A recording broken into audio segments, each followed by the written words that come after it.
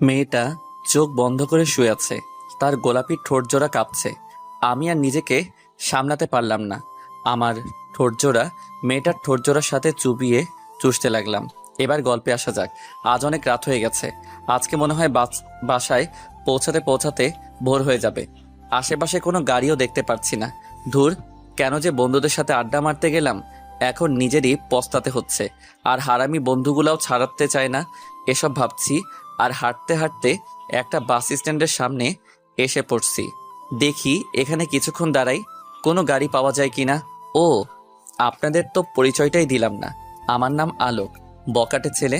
বাবার টাকা উড়াই আর বন্ধুদের সাথে আড্ডা মেরে খাই। উচ্চ মাধ্যমিক পাশ করছি। যাক, আর কিছু বলার প্রয়োজন মনে করি না। গল্পে আসা যাক। বাস স্ট্যান্ড দাঁড়িয়ে অপেক্ষা করছি বাসের জন্য। এমন সময় চোখ পড়লো একটা মেয়ের উপর। একটু অবাক হলাম, কারণ এত রাতে একটা মেয়ে, তাও আবার একা দাঁড়িয়ে আছে। অবাক করা বিষয় হলো মেয়েটা বোরকা পরে সুন্দরভাবে নাকাব করেছে। দেখে মনে হয় কোনো ভদ্রঘরের মেয়ে, কিন্তু এত রাতে কোনো ভদ্রঘরের মেয়েটা বাইরে থাকবে? দূর, দাঁড়িয়ে থাক, তাতে আমার কি।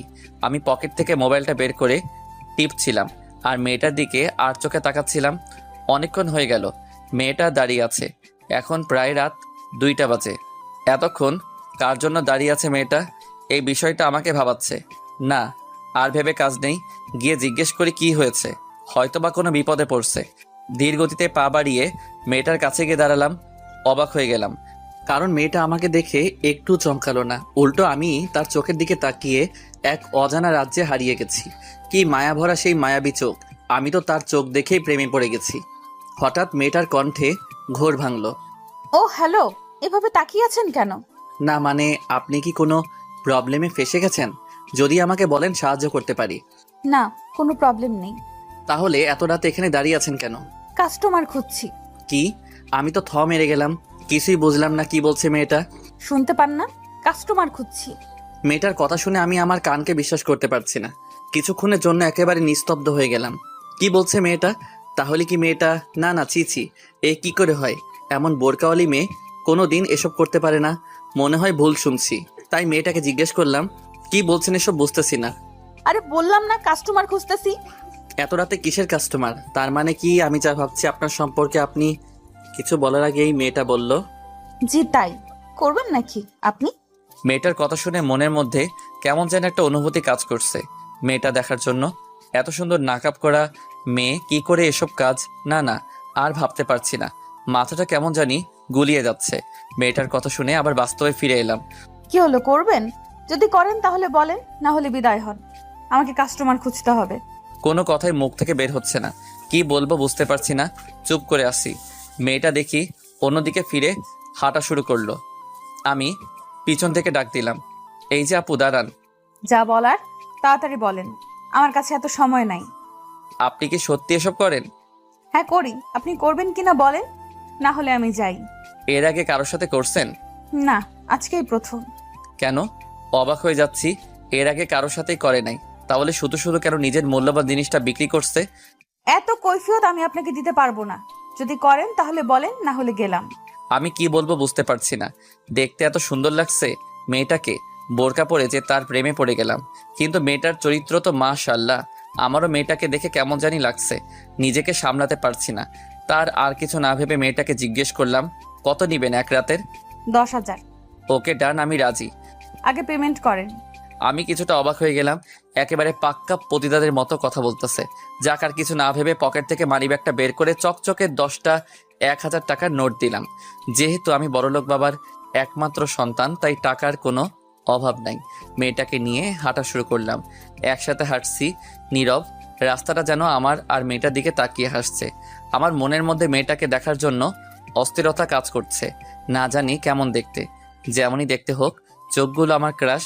কিন্তু মেয়েটাকে তো আর পাবো না আজকের পর, তাই আজকেই ভোগ করে স্বাদ মিটিয়ে নিই।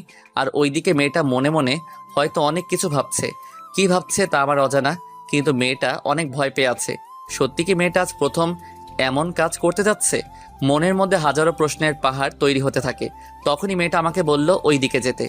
আমি কিছুটা অবাক হয়ে বললাম, কোন দিকে? তারপর মেয়েটা বলল তার সাথে যেতে। আমি মেয়েটার পিছন পিছন হাঁটা শুরু করলাম।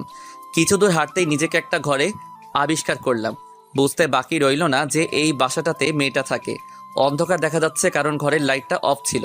পরে মেয়েটা গিয়ে লাইট অন করলো। তাকিয়ে দেখলাম কত সুন্দর করে সাজানো পরিপাটি একটা রুম। মনে হয় মেয়েটা একাই থাকে। মেয়েটা দরজা লাগিয়ে বলল, শুরু করতে পারেন। আমারও আর তর সইছে না মেয়েটাকে দেখার জন্য, তাই বললাম, আপনার চেহারাটা দেখান, মুখের কাপড়টা সরান একটু। গলা দিয়ে যেন কথা বের হচ্ছিল না। মেয়েটার নিজের মুখের কাপড় সরাতেই আমি যেন এক অন্য জগতে হারিয়ে গেলাম। এ কি মানুষ নাকি পরী? এত সুন্দরও মানুষ হতে পারে, আগে জানা ছিল না। মেয়েটার কাজল কালো চোখগুলো দেখেই আমি আগেই তার প্রেমে পড়ে গেছিলাম। আর এখন তার এত সুন্দর অপরূপ চেহারা, আর ঠোঁটের নিচে একটা তিল, হালকা মেকআপ আর ঠোঁটে হালকা গোলাপি লিপস্টিক। আমি তো লোভ সামলাতে পারছি না। আর সোনার বরণ শরীর, আর তার সোনার বরণ শরীর আর চুলের ঘ্রাণে আমি মাতাল হয়ে গেলাম। ধীরে ধীরে মেয়েটার দিকে অগ্রসর হলাম। মেয়েটা একটু একটু করে পিছুপা হচ্ছে। মেয়েটা বিছানায় পড়ে যায়। আমিও তার উপর পাগলা কুত্তার মতো ঝাঁপিয়ে পড়ি, নিজের জৈবিক চাহিদা মেটানোর জন্য। মেয়েটা চোখ বন্ধ করে শুয়ে আছে, তার গোলাপি ঠোঁটজোড়া কাঁপছে। আমি আর নিজেকে সামলাতে পারলাম না। আমার ঠোঁটজোড়া মেয়েটার ঠোঁটজোড়ার সাথে চুবিয়ে চুষতে লাগলাম। নিজেকে এক অন্য জগতে হারিয়ে ফেলছি। তার সারা শরীরের ঘ্রাণ আমাকে পাগল করে ফেলছে। আমি ধীরে ধীরে তার ঠোঁটের দিকে অগ্রসর হতে থাকি। মেয়েটা চোখ বন্ধ করে ফেলে। আমি সাথে সাথে তাকে লিপ কিস করে বসি। মেয়েটা কেঁপে উঠে আমাকে জড়িয়ে ধরে ফেলে। আমিও তার প্রতি পুরো নেশায় আক্রান্ত হয়ে পড়লাম। দুইজনই সুখের রাজ্যে হারিয়ে গেছি। হঠাৎ একটা বিকট শব্দ হলো। আমার নেশা কেটে গেল। আমি মেয়েটাকে ছেড়ে দেই। তারপর চেয়ে দেখি মোবাইলে কল আসছে। মেয়েটা বলল, যদি কিছু মনে না করেন তাহলে ফোনটা ধরতে পারি? কিন্তু আমার সামনে কথা বলতে হবে। মেয়েটা আমার কথা শুনেই ফোনটা রিসিভ করলো। ওপাশ থেকে সুন্দর একটা মিষ্টি কণ্ঠে ভেসে আসলো একটা ছোট বাচ্চার আওয়াজ। বাচ্চাটা বলছে, আপু আপু, তুমি কোথায় আসো? কখন আসবে? আমার তোমাকে ছাড়া ঘুম আসছে না। তুমি তাড়াতাড়ি আসো না আপু, আমার যে তোমাকে ছাড়া ঘুমাতে ভয় করে। কথাগুলো শুনে বুঝতে পারলাম বাচ্চাটা মেয়েটার ভাই হয়। মেয়েটা বলছে, তুমি এখনো জেগে আছো? নার্স আন্টি তোমাকে ঘুম পাড়িয়ে দেয়নি? ছিল কিন্তু আমার ঘুম আসছিল না, তাই জেগে গেছি। ফোন কিভাবে করলে? নার্স আন্টি করেছে, আমার কথা বলতে ইচ্ছা করেছিল তাই। তুমি তাড়াতাড়ি এসো না আপু, আমার তোমাকে ছাড়া ঘুম আসে না। বাবু, আমি তো কাজে আছি, এখন আসতে পারবো না। একটু পরে যাই, তুমি ততক্ষণে ঘুমাও। আমি তোমার জন্য আসার সময় চকলেট কিনে আনবো। এখন লক্ষ্মী ছেলের মতো ঘুমিয়ে পড়ো। আমি নার্স আন্টিকে বলে দিচ্ছি যাতে তোমাকে গল্প শুনিয়ে ঘুম পাড়িয়ে দেয়। আপু লাল চকলেট আনবা, ওইটা অনেক মজা। ঠিক আছে, আনবো। এখন লক্ষ্মী ছেলের মতো ঘুমিয়ে পড়ো।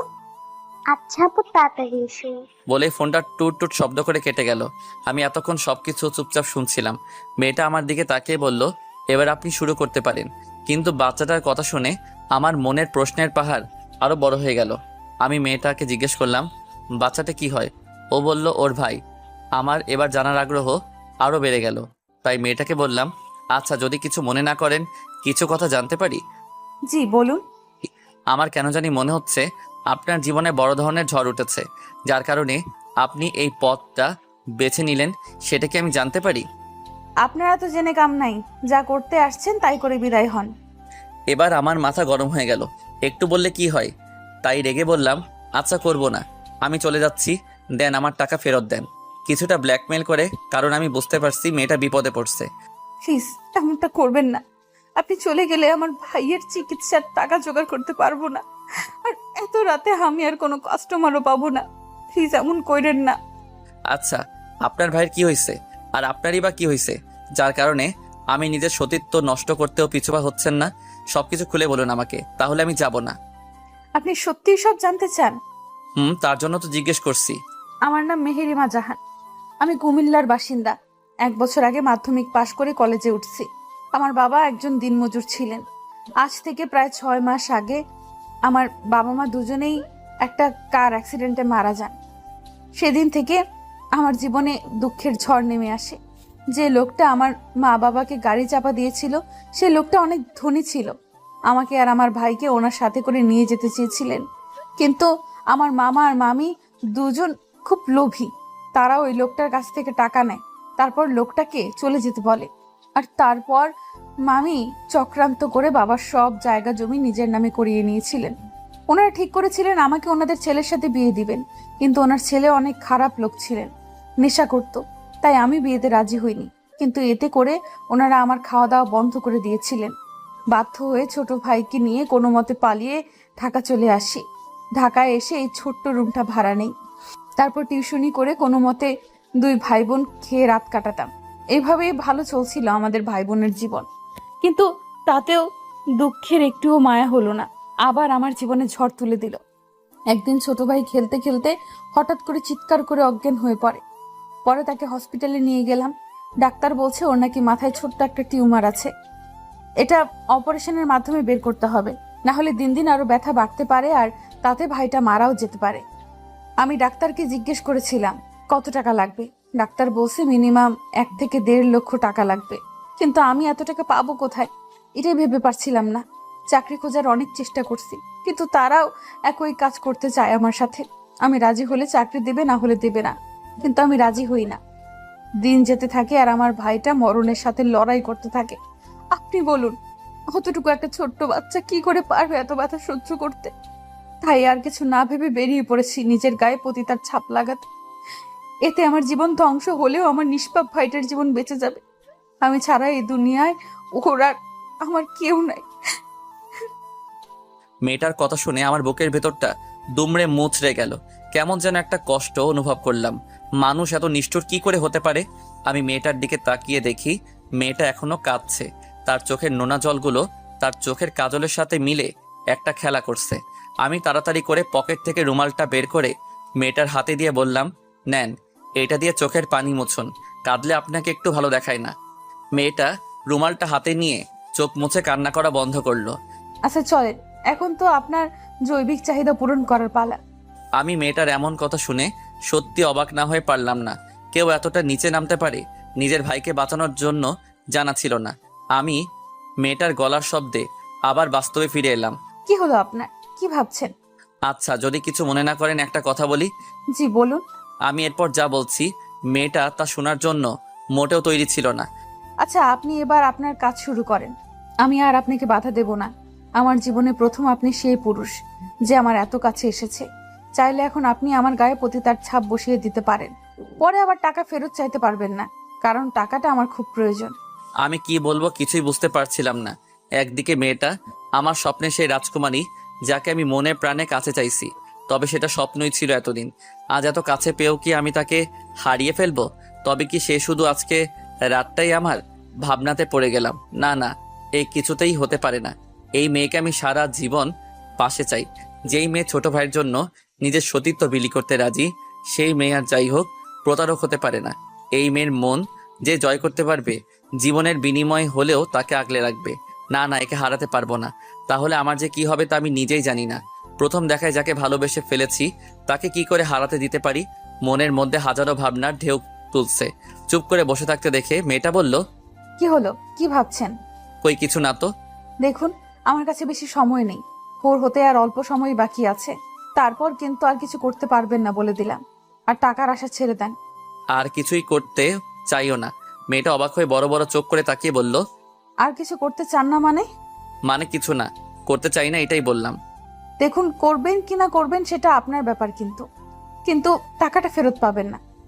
এবার আমার মাথায় রাগ উঠে গেল। বারবার শুধু টাকার কথা বলে। অবশ্যই এতে মেয়েটার কোনো দোষ নেই। ওর জায়গায় অন্য মেয়ে থাকলেও একই কথা বলতো। না, আর দেরি করা ঠিক হবে না।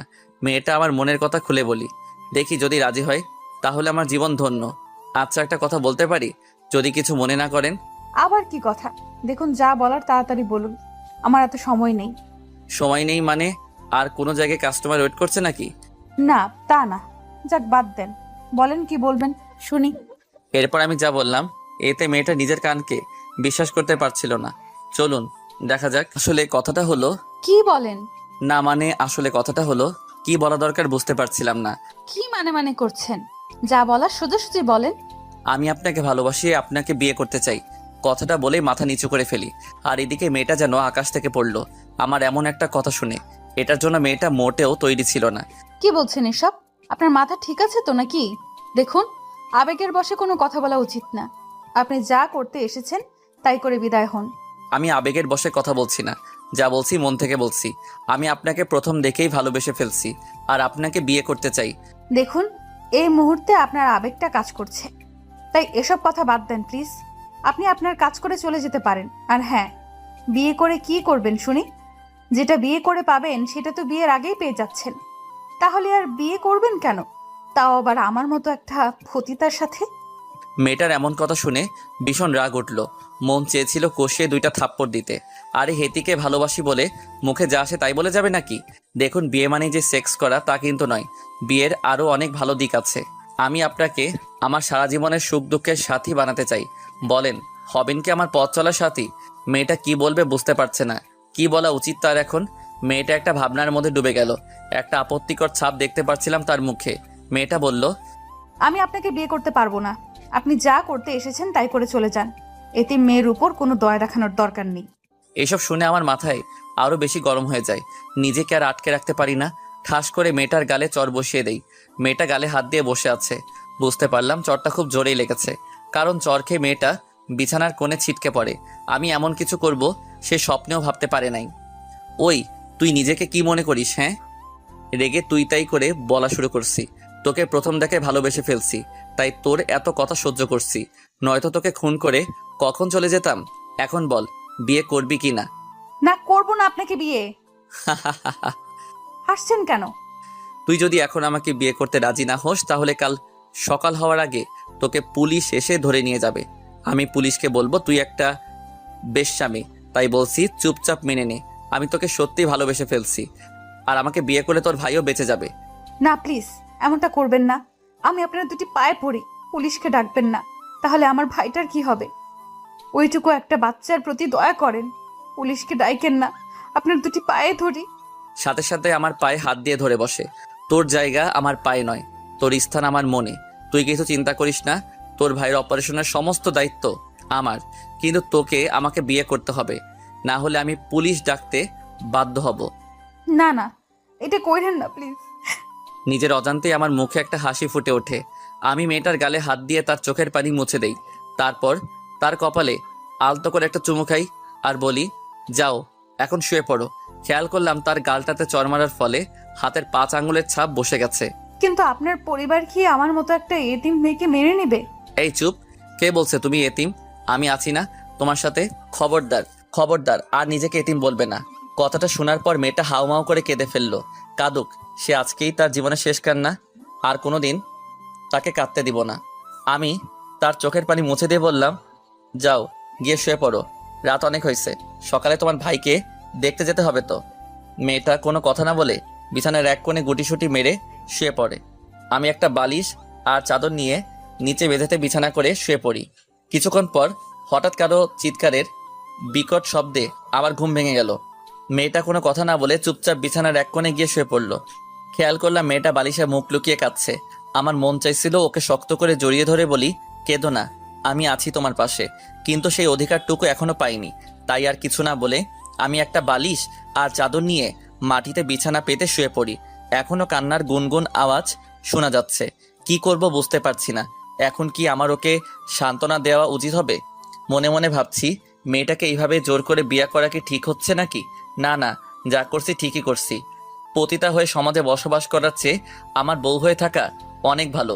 এমনিতেই মেয়েটা সবকিছু হারিয়ে নিঃস্ব।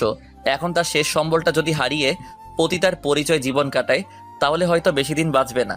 আর এমনিতে আমি ওকে প্রথম দেখেই ভালোবেসে ফেলেছি। ও শুধু আমার। ওকে যে করি হোক আমার করে পেতে হবে। পৃথিবীর সমস্ত কিছু ত্যাগ করে হলেও আমি এই মেয়েটাকে বিয়ে করব। এসব ভাবতে ভাবতে কখন যে ঘুমিয়ে পড়লাম টেরই পেলাম না। একটু পর হঠাৎ একটা চিৎকারের শব্দ শুনে আমার ঘুম ভেঙে গেল। আমি রীতিমতো ভয় পেয়ে লাফিয়ে উঠছি। উঠে দেখি মেয়েটা ভয়ে চুপসে গেছে। আমি ওর কাছে তাড়াতাড়ি করে গিয়ে ওকে জড়িয়ে ধরি, আর মেয়েটাও আমাকে শক্ত করে জড়িয়ে ধরে ফেললো। আমার বুঝতে আর বাকি রইল না যে মেয়েটা স্বপ্ন দেখে ভয় পাইছে। কি হলো, কোনো খারাপ স্বপ্ন দেখলে নাকি? আমার আমার আমার ভাই কোথায়? ওকে দেখতে পাচ্ছি না। বুঝতে পেরেছি, মেয়েটা ওর ভাইকে নিয়ে কোনো খারাপ স্বপ্ন দেখেছে। তোমার ভাই হসপিটালে, তুমি জানো না? মেয়েটার হুঁশ ফিরল, এতক্ষণ ভয়ে ঘোরের মধ্যে ছিল। হুঁশ ফিরতেই আমাকে এক ঝটকা দিয়ে সরিয়ে দিল। তারপর তার কান্নার মাত্রা আরো বেড়ে গেল। ইস, কত সুন্দর লাগে কাঁদলে, একদম বাচ্চাদের মতো। কিন্তু এখন রোমান্স করার সময় নাই। ওই, কাঁদছো কেন? কি হয়েছে? কিছু না। মেয়েটা তার চোখের পানি মুছে কান্না বন্ধ করে। কি হলো বলো, কি হয়েছে? আচ্ছা, কিছু কথা বলার ছিল। হ্যাঁ বলো, কি বলবে? আপনি আমাকে সত্যিই ভালোবাসেন, আর আমাকে কি সত্যিই বিয়ে করতে চান?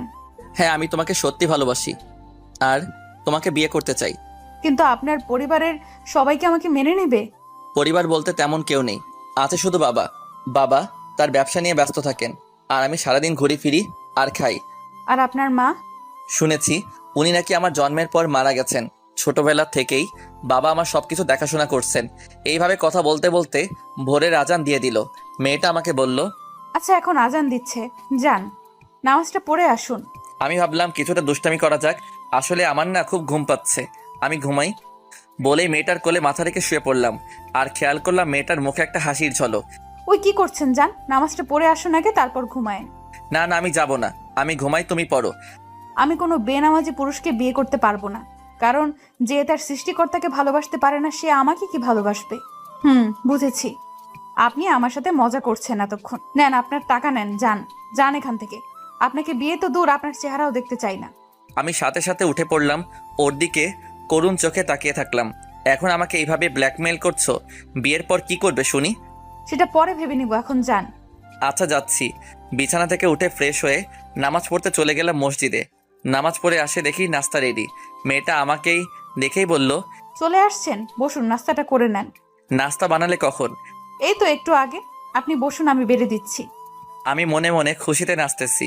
বিয়ের আগে হবু বউয়ের হাতে রান্না খাবো, উফ কি খুশিটাই না লাগছে।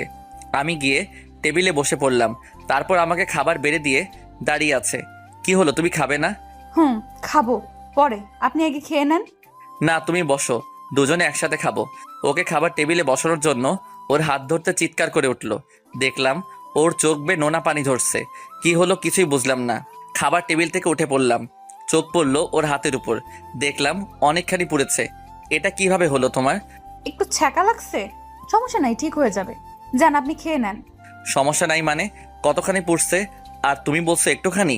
ওষুধ লাগাওনি? লাগিয়েছি। আচ্ছা এখানে বসো। আমি ওকে জোর করে টেবিলে বসালাম। তারপর ভাতের প্লেটটা হাতে নিয়ে ওকে খাইয়ে দিতে শুরু করলাম। খেতে চাইছিল না, তাও জোর করে খাওয়াইছি। খাওয়া দাওয়া শেষ করে দুইজনে রেডি হয়ে বেরিয়ে পড়লাম। গন্তব্য হসপিটাল, যেখানে ওর ভাই চিকিৎসাধীন রয়েছে। যাওয়ার সময় মেয়েটা ওর ভাইয়ের জন্য একটা চকলেট কিনলো। টাকাটা আমি দিতে চাইছিলাম কিন্তু ও দিতে দেয় নাই। পরে দুইজনে হাসপাতালে পৌঁছে গেলাম। হাসপাতালে পৌঁছানোর পরে বাচ্চাটা তার আপুকে দৌড়ে এসে জড়িয়ে ধরে কোলে উঠে পড়ল। কি ভালোবাসা দুই ভাই বোনের মধ্যে। বাচ্চাটা ওর বোনকে চুমু খেলো, আর মেয়েটাও একই কাজ করলো। আমি শুধু তাকিয়ে তাকিয়ে দেখছিলাম তাদের ভালোবাসার এই রংটা। সত্যি কি আজকের যুগে এমন মেয়ে আর একটাও আছে যে নিজের ভাইয়ের জন্য নিজের সতীত্বকে বিলি করতে পারে?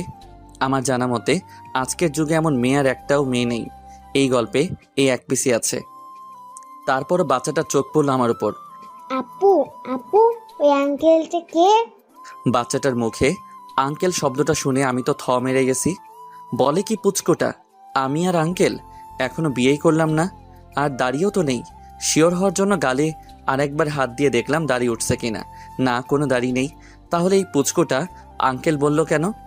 আর মেয়েটাও পারে বটে, আমাকে আঙ্কেল বলছে। আরও মুচকি মুচকি হাসি দিচ্ছে। যা আজকে মনে হয় বুড়ো হয়ে গেলাম। ওই আঙ্কেলটা তোমাকে দেখতে আসছে। আমার আর কিছু করার নাই। বাচ্চাটা তার আপুর কোল থেকে নেমে গেল। তারপর আমার কাছে আসলো। আমি হাঁটু গেড়ে তার সামনে বসলাম। আঙ্কেল, আঙ্কেল, আপনি সত্যি আমাকে দেখতে এসেছেন? হ্যাঁ, তোমার জন্যই তো আসছি। তার আগে তুমি আমাকে ভাইয়া বলে ডাকো। তোমার জন্য একটা গিফট আছে। কি গিফট আঙ্কেল? দেন না, দেন। উফ, আবার আঙ্কেল? ভাইয়া বলো, তাহলে দিব। আচ্ছা দেন, আগে দেখি। চোখ বন্ধ করো তোমার। বাচ্চা মানুষ তো, তাই বলার সাথে সাথে চোখ বন্ধ করে ফেলে। আমি একবার মেয়েটার দিকে তাকিয়েছিলাম, খেয়াল করছি মুচকি মুচকি হাসছে। এবার চোখ খুলো। পকেট থেকে একটা কিটক্যাট বের করে তার চোখের সামনে ধরি। ওয়াও আঙ্কেল, এত বড় চকলেট, এটা আমার জন্য? ধুর ছাই, বাচ্চাটা তো মহাপাজি, কিছুতেই কথা শুনছে না। আবারও আঙ্কেল বলছে, হ্যাঁ এটা তোমার জন্য, কিন্তু তোমাকে দিব না। কথাটা শোনা মাত্র বাচ্চাটার মুখটা কালো হয়ে গেল। মাথা নিচু করে দাঁড়িয়ে রইল, কোনো কথা বলছে না। আরে কি হলো তোমার? এমন মুখ গোমড়া করে দাঁড়িয়ে রইল কেন? এই চকলেটটা তোমার, তোমার জন্যই তো এনেছি। কিন্তু তার আগে ভাইয়া ডাকো একবার। বাচ্চাটা খুশি হয়ে আমাকে জড়িয়ে ধরে বলে, সত্যি এটা আমার জন্য? তোমার জন্য, কিন্তু এখন থেকে ভাইয়া বলে ডাকবা, কেমন? কথাটা বলে বাচ্চাটার হাতে চকলেটটা ধরিয়ে দিলাম। সাথে সাথে বাচ্চাটা আমার গালে চুমু দিয়ে বলল, থ্যাংক ইউ ভাইয়া, তুমি অনেক ভালো। তাই তুমিও অনেক ভালো। আচ্ছা ভাইয়া, এই চকলেটটা অনেক দামি তাই না?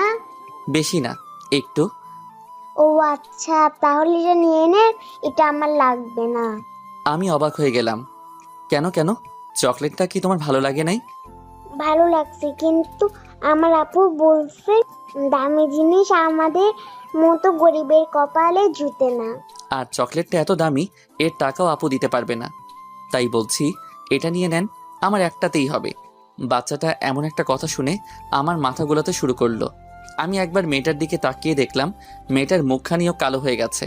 সত্যি কতটা কষ্টে না এতদিন জীবন যাপন করছে।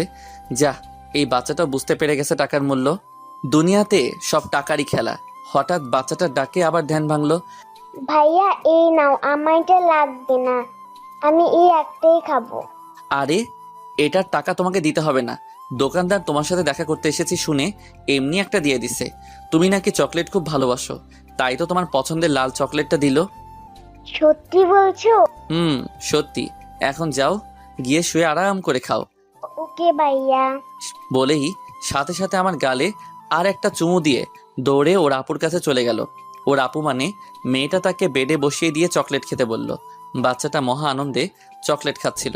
মেয়েটা আমার সামনে এসে দাঁড়ায়, বলল, চকলেট কখন কিনলেন? আমি তো দেখলাম না। তোমাকে না বলে কিনেছি। বললে কি কিনতে দিতে, তাই না বলে লুকিয়ে কিনছি। ও আচ্ছা। হুঁ, এখন চলো কোথায়? ডাক্তারের কাছে, দেখি আর একবার কি বলে তা নিজের কানে শুনি। মেয়েটাও আর কোনো আপত্তি করলো না। তার ভাইকে বলে আসলো কোথাও যেন না যায়, আর যেন দুষ্টমি না। আর বাচ্চাটা মাথা নাড়িয়ে হ্যাঁ সুযোগ জবাব দিল, কারণ পুচকোটা চকলেট খাওয়ায় ব্যস্ত। আমি আর মেয়েটা যেতে যেতে কথা বলছি, কিন্তু ডাক্তারের কেবিনে ঢুকেই খেলাম এক ধাক্কা। অবাক হয়ে গেলাম। কারণ কেন জানেন? চলুন দেখা যাক। আসতে পারি স্যার? আসুন। ডাক্তারকে দেখে আমি পুরো থ মেরে গেলাম, কারণ ডাক্তারটা আমার আব্বুর বন্ধু আর আমাদের ফ্যামিলি ডাক্তার। আরে, এ তো দেখছি আলোক, বাবা জীবন। এতদিন কই থেকে এলে? আঙ্কেল, আপনি এখানে কিভাবে? 6 মাস হলো বদলি হয়ে এসেছি। তা তোমার বাবার কি খবর? সে এখন কেমন আছে? আর তুমি হঠাৎ কি মনে করে? আমার আর আঙ্কেলের আলাপ দেখে মেয়েটা অবাক হয়ে তাকিয়ে থাকে, কোনো কথা বলে না। জি আঙ্কেল, আব্বু ভালো আছে। আসলে হয়েছে কি আঙ্কেল, আমি ওর ভাইয়ের ব্যাপারে একটু জানতে চেয়েছিলাম। কি হয়েছে এর ভাইয়ের? ও, এই কথা। আচ্ছা বসো, বলছি। দুইজনেই চেয়ারে বসে পড়লাম। তারপর ডাক্তার আঙ্কেল আমাকে সব খুলে বললেন। বেশি কিছু না, একটা অপারেশন করালে ঠিক হয়ে যাবে। আঙ্কেল, আপনি যা করার করুন, যত টাকা লাগে আমি দেব, কিন্তু বাচ্চাটা যেন কোনো ক্ষতি না হয়। আচ্ছা, চিন্তা করো না, আমি পার্সোনাল ভাবে এই ব্যাপারটা হ্যান্ডেল করব। তাহলে আঙ্কেল, আপনি যত তাড়াতাড়ি সম্ভব অপারেশনটা শুরু করে দিন। আমরা তাহলে এখন উঠি। এ কি, এইমাত্র তো এলে আর এখনই বলছো উঠি? যে চা নাস্তা খেয়ে যাও। না আঙ্কেল, আজ না অন্য দিন। বলে আমরা উঠে হাঁটা শুরু করলাম। মেয়েটার মুখের দিকে একবার তাকিয়েছিলাম। ঘন কালো কুয়াশায় যেন তার সুন্দর মুখটা ঢেকে গেছে। কোনো কথা বলছে না, চুপচাপ। আমি কেবিন থেকে বের হওয়ার আগেই ডাক্তার আঙ্কেল আমাকে ডাক ডাক দিল। বাবা আলোক, শোনো। আমি আর মেয়েটা দুজনেই দাঁড়িয়ে পড়লাম। পিছন ফিরে তাকিয়ে বললাম, জি আঙ্কেল বলুন। ডাক্তার আঙ্কেল চেয়ার থেকে উঠে এসে আমার কানের কাছে ফিসফিস করে বলছে, এটা করবে শুনি? দেখি কি করা যায়। চালিয়ে যাও বাবা, তোমাদের দুজনকে বেশ ভালো মানিয়েছে। আমি আর কিছু বললাম না, শুধু একটু হেসে চলে আসলাম। কিন্তু এদিকে মেয়েটার মন এখনো খারাপ, হয়তো তার ভাইয়ের কথা ভাবছে। কি হলো, কি ভাবছো? মেয়েটা চমকে গেল। কই কিছু না তো। চুপচাপ যে, কোনো কথা বলছো না যে? এমনি। আর কোনো কথা বলল না। আমি আর কিছু জিজ্ঞেস করলাম না, কারণ জানি এর মন ভালো নেই। পরের দুইজনে বাচ্চাটার কাছে গেলাম। আমি মেয়েটাকে বললাম, শোনো, আমি কিছুক্ষণের জন্য একটু বাসায় থেকে ঘুরে আসি, বাবার সাথে কিছু কথা আছে তো তাই। মেয়েটা ওর ছোট ভাইয়ের পাশে বসে মাথায় হাত বুলিয়ে দিচ্ছিল। আচ্ছা। আর কিছু বলল না, হয়তো লজ্জাবোধ কাজ করছে তাই। আচ্ছা, তাহলে আমি এখন আসি। চিন্তা করো না, আমি বিকাল হওয়ার আগেই চলে আসবো। ওকে। আমিও আর কিছু না বলে বেরিয়ে পড়লাম বাড়ির উদ্দেশ্যে।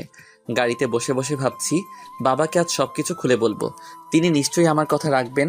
আরও অনেক কথা ভাবতে ভাবতে বাড়িতে এসে পৌঁছালাম, কিন্তু কে জানতো যে বাড়িতে আমার জন্য একটা সারপ্রাইজ অপেক্ষা করছে।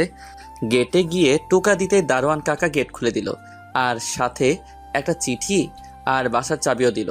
মেয়েটির কাছ থেকে বিদায় নেওয়ার আগে মাথায় একটা দুষ্টবুদ্ধি খেলে গেল, কিন্তু কি আর করার, জানি সে প্রশ্রয় দেবে না, তাই হসপিটাল থেকে বাসার উদ্দেশ্যে বেরিয়ে পড়লাম। বাসে উঠে বসলাম। মনের মধ্যে এই 2 দিনে মেয়েটিকে নিয়ে অনেক স্বপ্ন এঁকে ফেলছি। যে করেই হোক এই স্বপ্নগুলোকে আমার পূরণ করতেই হবে। মেয়েটিকে ছাড়া যে আমি এক মুহূর্ত ভাবতে পারছি না, সারাদিন শুধু ওর কথাই মনে পড়ে। এটাই হয়তো সত্যিকারের ভালোবাসার টান। বেশ বুঝতে পারছি মেয়েটার মন এখনো খারাপ, কারণ চলে আসার সময় ওর মুখটা কেমন কালো হয়ে গিয়েছিল। আর এদিকে বাড়িতে গিয়ে প্রথমে বাবাকে সবকিছু খুলে বলবো ভাবছি। ভাবতে ভাবতে গাড়ি থেকে নেমে বাসার সামনে আসলাম।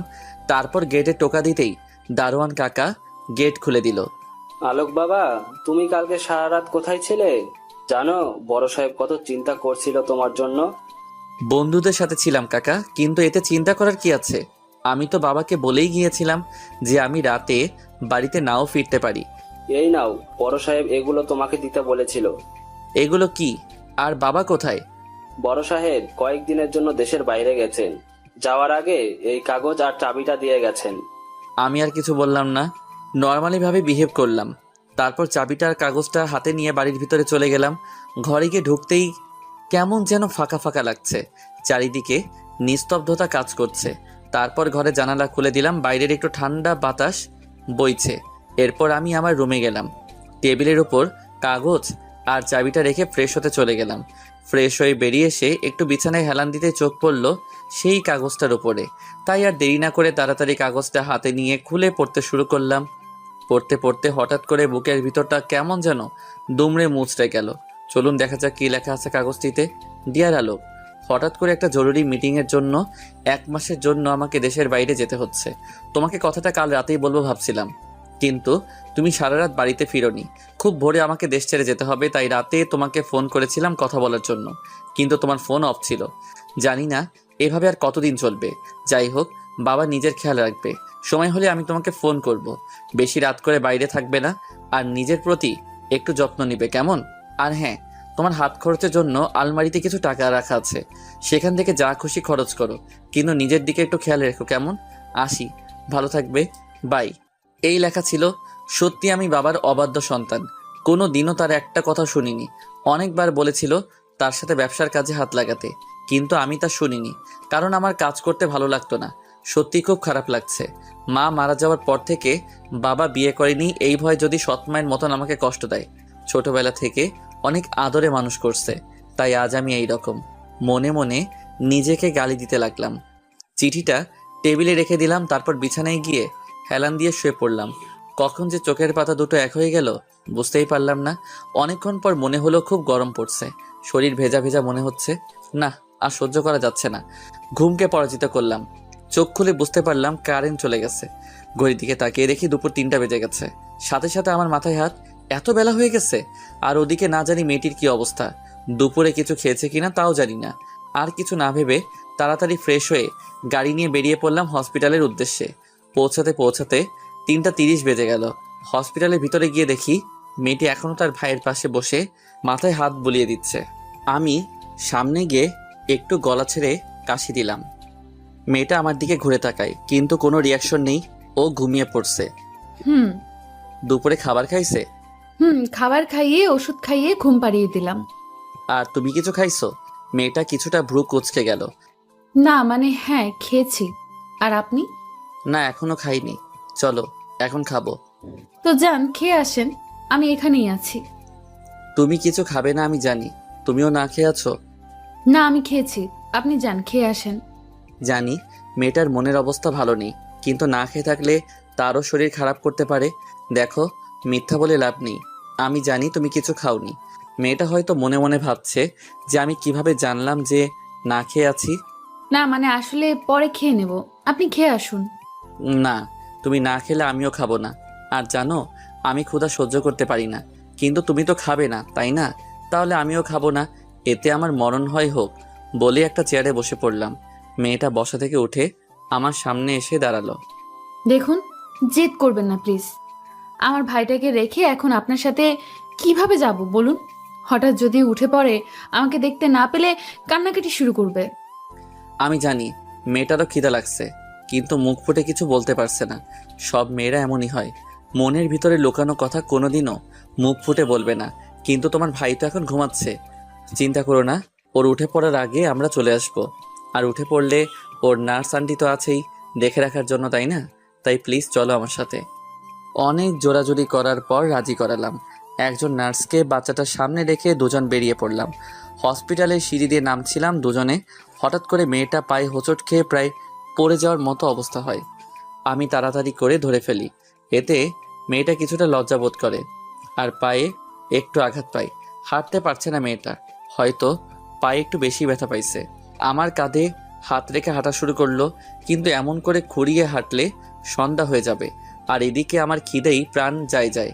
দূর চাই কি করব বুঝতে পারছি না। হঠাৎ করে মাথায় একটা শয়তানি বুদ্ধি এলো। মেয়েটার দিকে তাকিয়ে একটু হাসি দিয়ে মেয়েটাকে কোলে তুলে ফেললাম। ওরে বাবা রে, কি ভারী রে, দেখে বোঝা যায় না কিন্তু পুরাই ময়দার বস্তা। আমি এমন কিছু একটা করব তা মেয়েটা কখনো ভাবিনি। লজ্জায় সে তার চোখ বন্ধ করে ফেলে। আমি আস্তে আস্তে করে মেয়েটাকে নিয়ে নামছি। কি রোমান্টিক সিন দেখলে আপনাদেরও হিংসা হবে, যেমন হিংসা হয়েছিল হাসপাতালের মানুষগুলোর। হ্যাঁ, হসপিটালের সবাই আমার দিকে ড্যাব ড্যাব করে তাকিয়েছিল। তাকিয়ে থাক, তাতে আমার কি? আমি তো আমার হউকে কোলে নিয়েছি। অবশেষে মেয়েটাকে গাড়িতে বসিয়ে দিলাম, তারপর গাড়ি চালানো আরম্ভ করলাম। গাড়ি চালানোর সময় মেয়েটার দিকে একবার তাকিয়ে দেখি লজ্জায় মেয়েটার মুখখানি লাল হয়ে গেছে। আর আমার তো হাসতে হাসতে দম যায়, কিন্তু তাও নিজের হাসিকে কন্ট্রোল করলাম, কারণ এখন যদি হাসি তাহলে কপালে দুঃখ আছে। মেয়েটা চুপচাপ বসে আছে আর আমি গাড়ি চালাচ্ছি। কি হলো, কিছু বলছো না যে?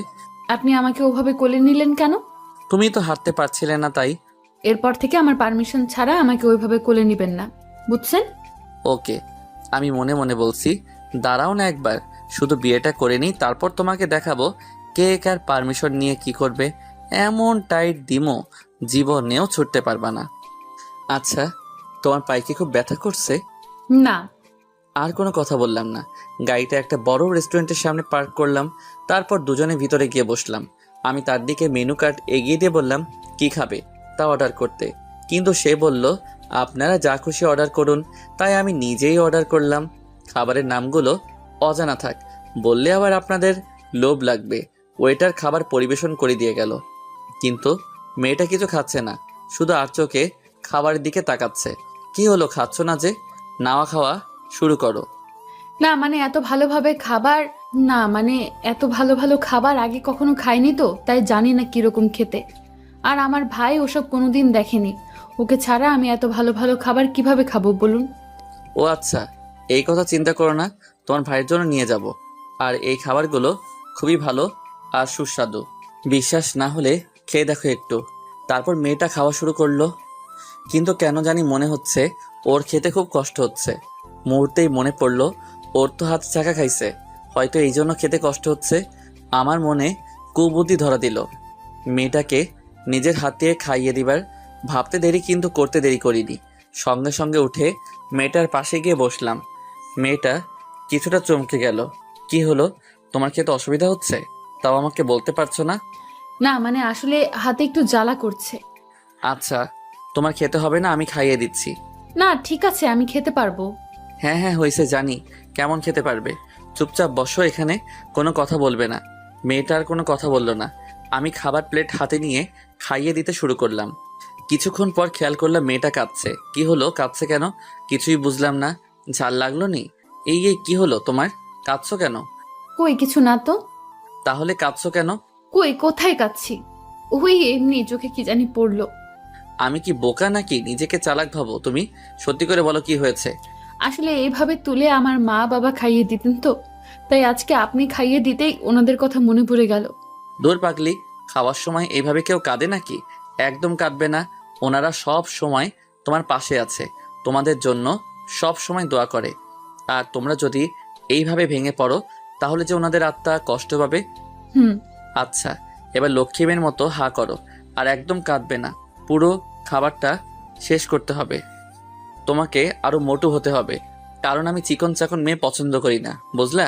কথাটা শুনেই মেয়েটার মুখের হাসির ঝলক দেখতে পেলাম। কি সুন্দর মায়াবী হাসি। বারবার এই হাসির ওপরে আমি ক্রাশ খাই। ওকে খাওয়ানোর পরে নিজেও খেয়ে নিলাম, তারপর বিল মিটিয়ে দিলাম। পরে আবার মন চাচ্ছিল মেয়েটাকে কোলে নেই, কিন্তু সে তো মানা করে দিছে, তাই নিতে পারলাম না। কিন্তু তাও আমার কাঁধে হাত রেখে আস্তে আস্তে হেঁটে হেঁটে গাড়ির ভিতরে গিয়ে বসলো। আমি গাড়ি চালাতে শুরু করলাম। মাঝপথে মেয়েটা বলল, ওই প্লিজ প্লিজ গাড়িটা থামান প্লিজ। কেন, কি হয়েছে? আহ, এত কথা না বলে থামান না। আর কোনো আপত্তি না করে মারলাম ব্রেক। ওই গাড়িটা একটু থামান প্লিজ। কেন, কি হলো? আহা, থামান না, এত কথা বলছেন কেন? আমি আর কোনো আপত্তি না করে মারলাম ব্রেক। গাড়িটা থেমে গেল। আমি আর মেয়েটা দুইজনেই গাড়ি থেকে নামলাম। এখন আবার কোথায় যাবে?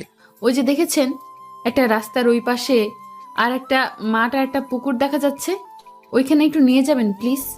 কেন? আসলে আমার পুকুর পাড়ে বসে থাকতে খুব ভালো লাগে, নিয়ে চলুন না প্লিজ। বেশিক্ষণ থাকবো না, একটু পর চলে আসবো। আমি আর কিছু না ভেবে মেয়েটাকে সাথে করে নিয়ে গেলাম পুকুর পাড়ে। সেখানে একটা খোলা জায়গায় দুজনে বসে পড়লাম। দুজনের মধ্যে নিস্তব্ধতা বিরাজমান, কেউ কারোর সাথে কথা বলছে না। মেয়েটা আপন মনে কিছুক্ষণ পুকুরের পানির দিকে তাকিয়ে রইল। ওইখানেই পাশে একটা ঝালমুড়িওয়ালা লোক ঝালমুড়ি বিক্রি করছিল। আমি তাকে জিজ্ঞেস করলাম ঝালমুড়ি খাবে কিনা। সে মাথা নাড়িয়ে হ্যাঁ সূচক জবাব দিল। পরে আমি ঝালমুড়ি এনে তার হাতে দিলাম। আমিও খেতে লাগলাম।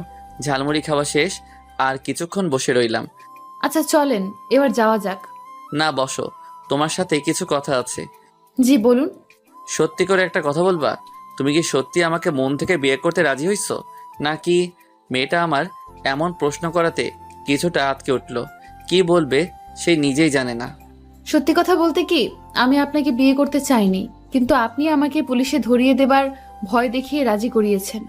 আমি কি বলবো কিছুই বুঝতে পারছিলাম না, মাথাটা ঘুরাচ্ছে। সত্যি কি তুমি আমাকে পছন্দ করো না? না।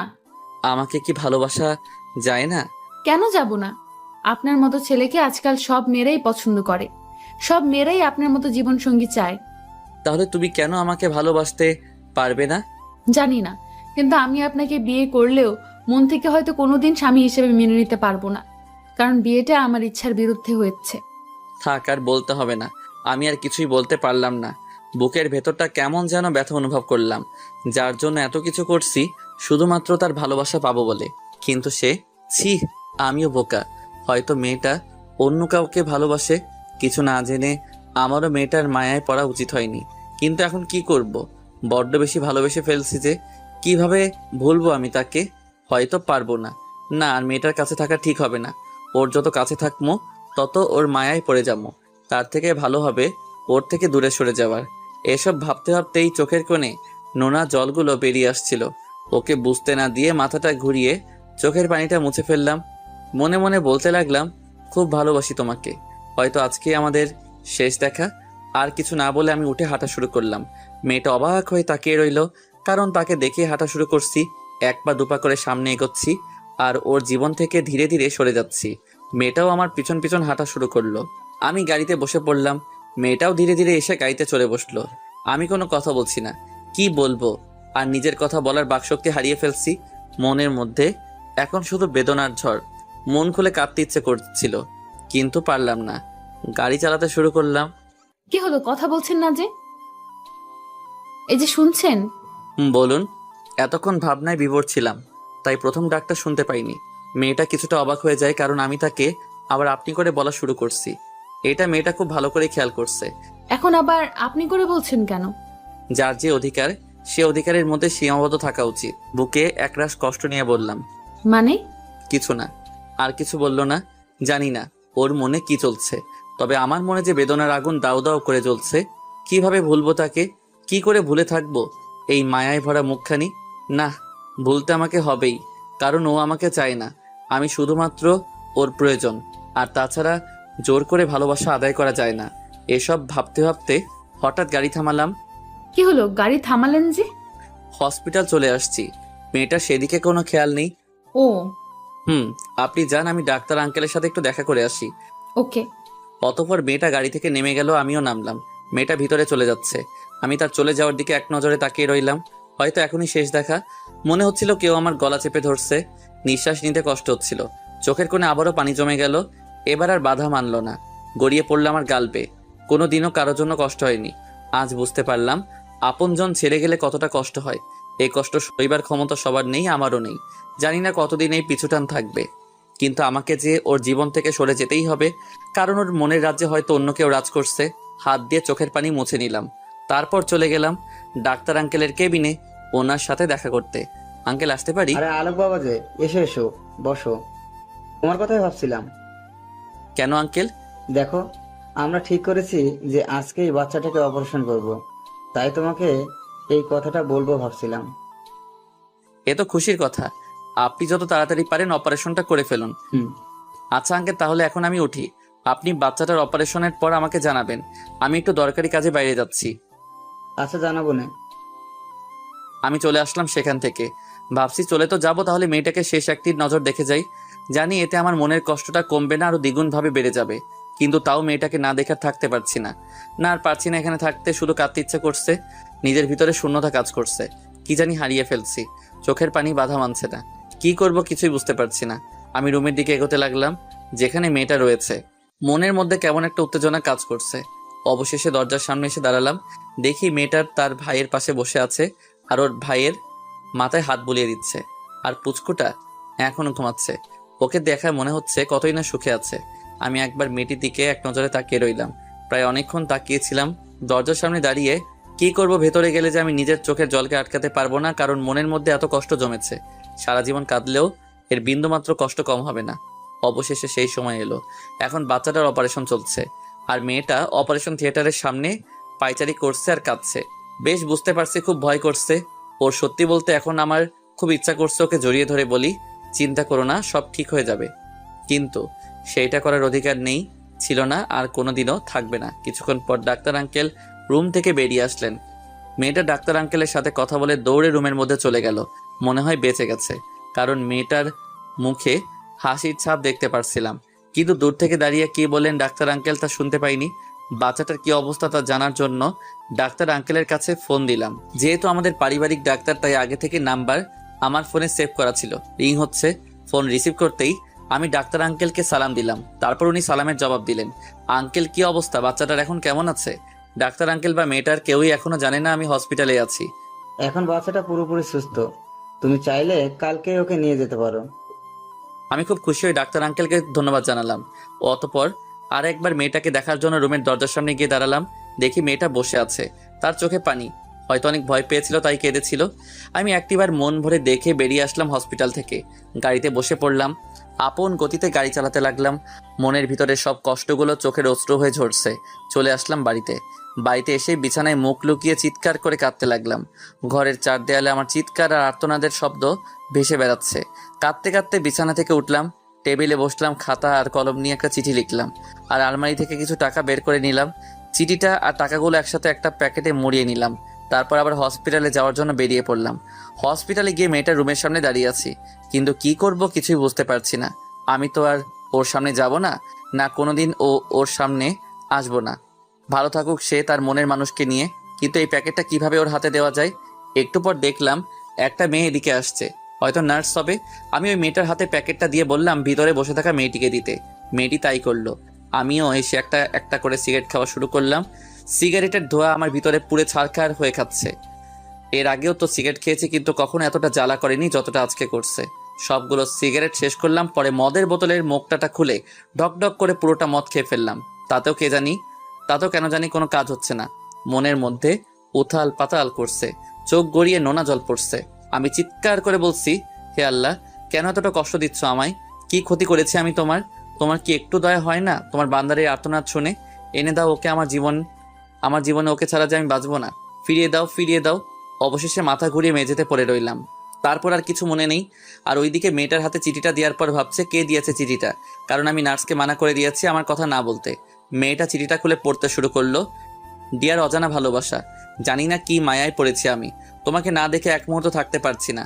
প্রথম যেদিন রাতে তোমার সাথে আমার দেখা, তখন তোমাকে দেখার একটা কৌতূহল ছিল, আর দেখার পর সেই কৌতূহলটা ভালোবাসার রূপ নিল, যাকে বলে লাভ এট ফার্স্ট সাইট। সেই জন্য তোমাকে নিজের করে পেতে চেয়েছিলাম, কারণ এর আগে কোনোদিনও কোনো মেয়েকে এতটা কাছ থেকে দেখিনি যতটা তোমাকে দেখছি। সত্যি বলছি, তোমার ওই কাজল কালো মায়াবী চোখ আর ঠোঁটের মাতাল করা হাসি আমি না দেখে থাকতে পারবো না। এই 2 দিনে তোমাকে নিজের থেকেও বেশি ভালোবেসে ফেলছি। কিন্তু কথায় আছে না, অতি সুখ কপালে সয় না। আমারও ঠিক তাই হয়েছে। কোনোদিন কোনো কিছুর অভাব হয়নি। না চাইতে সবকিছু পেয়ে গেছি। শুধু পাইনি কারো ভালোবাসা। তোমাকে ভালোবেসেছিলাম। ভেবেছিলাম তোমার ভাইয়ের অপারেশনের পর বিয়ে করে সুখে সংসার করব, কিন্তু তা আর হয়ে উঠলো না। তুমি তো আমাকে কোনোদিন তোমার স্বামী হিসেবে মেনে নিবে না, তাই চলে যাচ্ছি সে অচেনা অজানা পথে যেখানে দেখা পেয়েছিলাম তোমার। ভালো থেকো, নিজের খেয়াল রেখো, আর ওই পুচকুটারও খেয়াল রাখবা, কেমন? আর হ্যাঁ, কিছু টাকা দিয়ে দিলাম, দয়া করে ফেলে দিও না, তাহলে খুব কষ্ট পাবো। ওই টাকা দিয়ে তোমার ভাইয়ের জন্য ভালো ভালো কাপড় আর খাবার দাবার কিনে দিও। যদি তোমার তাতেও বিবেকে বাঁধে তাহলে কোনো একদিন দেখা হলে ফেরত দিয়ে দিও। খোদা হাফেজ।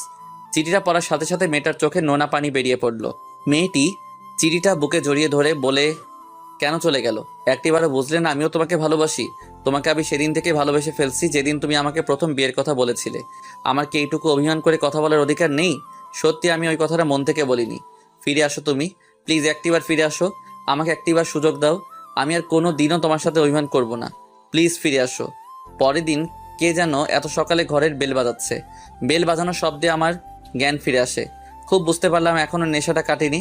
খুব ঘুম পাচ্ছে, চোখ তুলে তাকাতে পারছি না। ঘুম ঘুম চোখে দরজার সামনে গিয়ে দরজা খুলতেই ঠাস ঠাস করে 2টা চরের শব্দ শুনতে পারলাম। বুঝতে বাকি রইল না যে চরগুলো আমার গালেই পড়েছে। এলে তো সবকিছু টাকা দিয়ে কেড়ে নিতে পারতাম, কিন্তু আমি তো তা করিনি। বিয়ে করে নিজের বউ হিসেবে স্বীকৃতি দিতে চেয়েছিলাম, কিন্তু সে তো আমাকে স্বামীর অধিকার দিবে না। তাহলে বিয়ে করে বা শারীরিক সম্পর্ক করে কি লাভ? অল্প কিছুক্ষণে সুখের জন্য মেয়েটার সবচেয়ে মূল্যবান জিনিসটি ধ্বংস করে লাভ কি? তার থেকে ভালো ওকে ওর মতো থাকতে দেই। কোনো একদিন হয়তো বুঝতে পারবে আমি ছাড়া আর কেউ তাকে তার নিজের থেকে বেশি ভালোবাসতে পারবে না। এইসব ভাবতে ভাবতে 2 চোখের কোণায় অশ্রু জমে গেল। খানিকক্ষণ পর সেগুলো গালপে টপ টপ করে পড়তে লাগলো। জীবনটা কত আজব, তাই না? যাকে সব থেকে বেশি আপন ভেবেছিলাম আর যার জন্য আমি পাগল ছিলাম, সেই মেয়েটি আজকে আমাকে পর করে দিছে।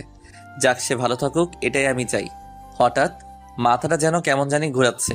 কিছু দেখতে পারছি না কেন, আর চারদিকে এত অন্ধকার কেন? আস্তে আস্তে সবকিছু অন্ধকার হারিয়ে গেল। আমি ঘুমিয়ে গেলাম হঠাৎ। তাই ঘুমন্ত মানুষকে প্রায় মৃত ব্যক্তির ন্যায় বলা হয়ে থাকে। এইদিকে মেয়েটির চিঠিটা বুকে জড়িয়ে ধরে কান্নায় ভেঙে পড়ল, আর এইদিকে আমি নিজেকে নেশায় মাতিয়ে তুলেছি, যে নেশা আমাকে সম্পূর্ণভাবে গ্রাস করে ফেলেছে। চোখে চোখে সবকিছু ঝাপসা দেখছি। মনের মধ্যে শুধু বারবার ওই মেয়েটার মুখ। চোখ বন্ধ করলেই তাকে দেখি। এত ভালোবাসার পরও আমি তাকে পাবো না, কারণ সে আমাকে চায় না। পরের দিন, উফ, এটা কিসের আওয়াজ? কানের 12টা বেজে গেল। বুঝতে পারলাম কেউ দরজায় কড়া নাড়ছে। কিন্তু এত সকালে আবার কে এলো? আব্বু তো দেশে নেই। তাহলে কি ওনার কোনো চেনা পরিচয় লোক নাকি অন্য কেউ? ধুর, ঘুমের 12টা বেজে গেল।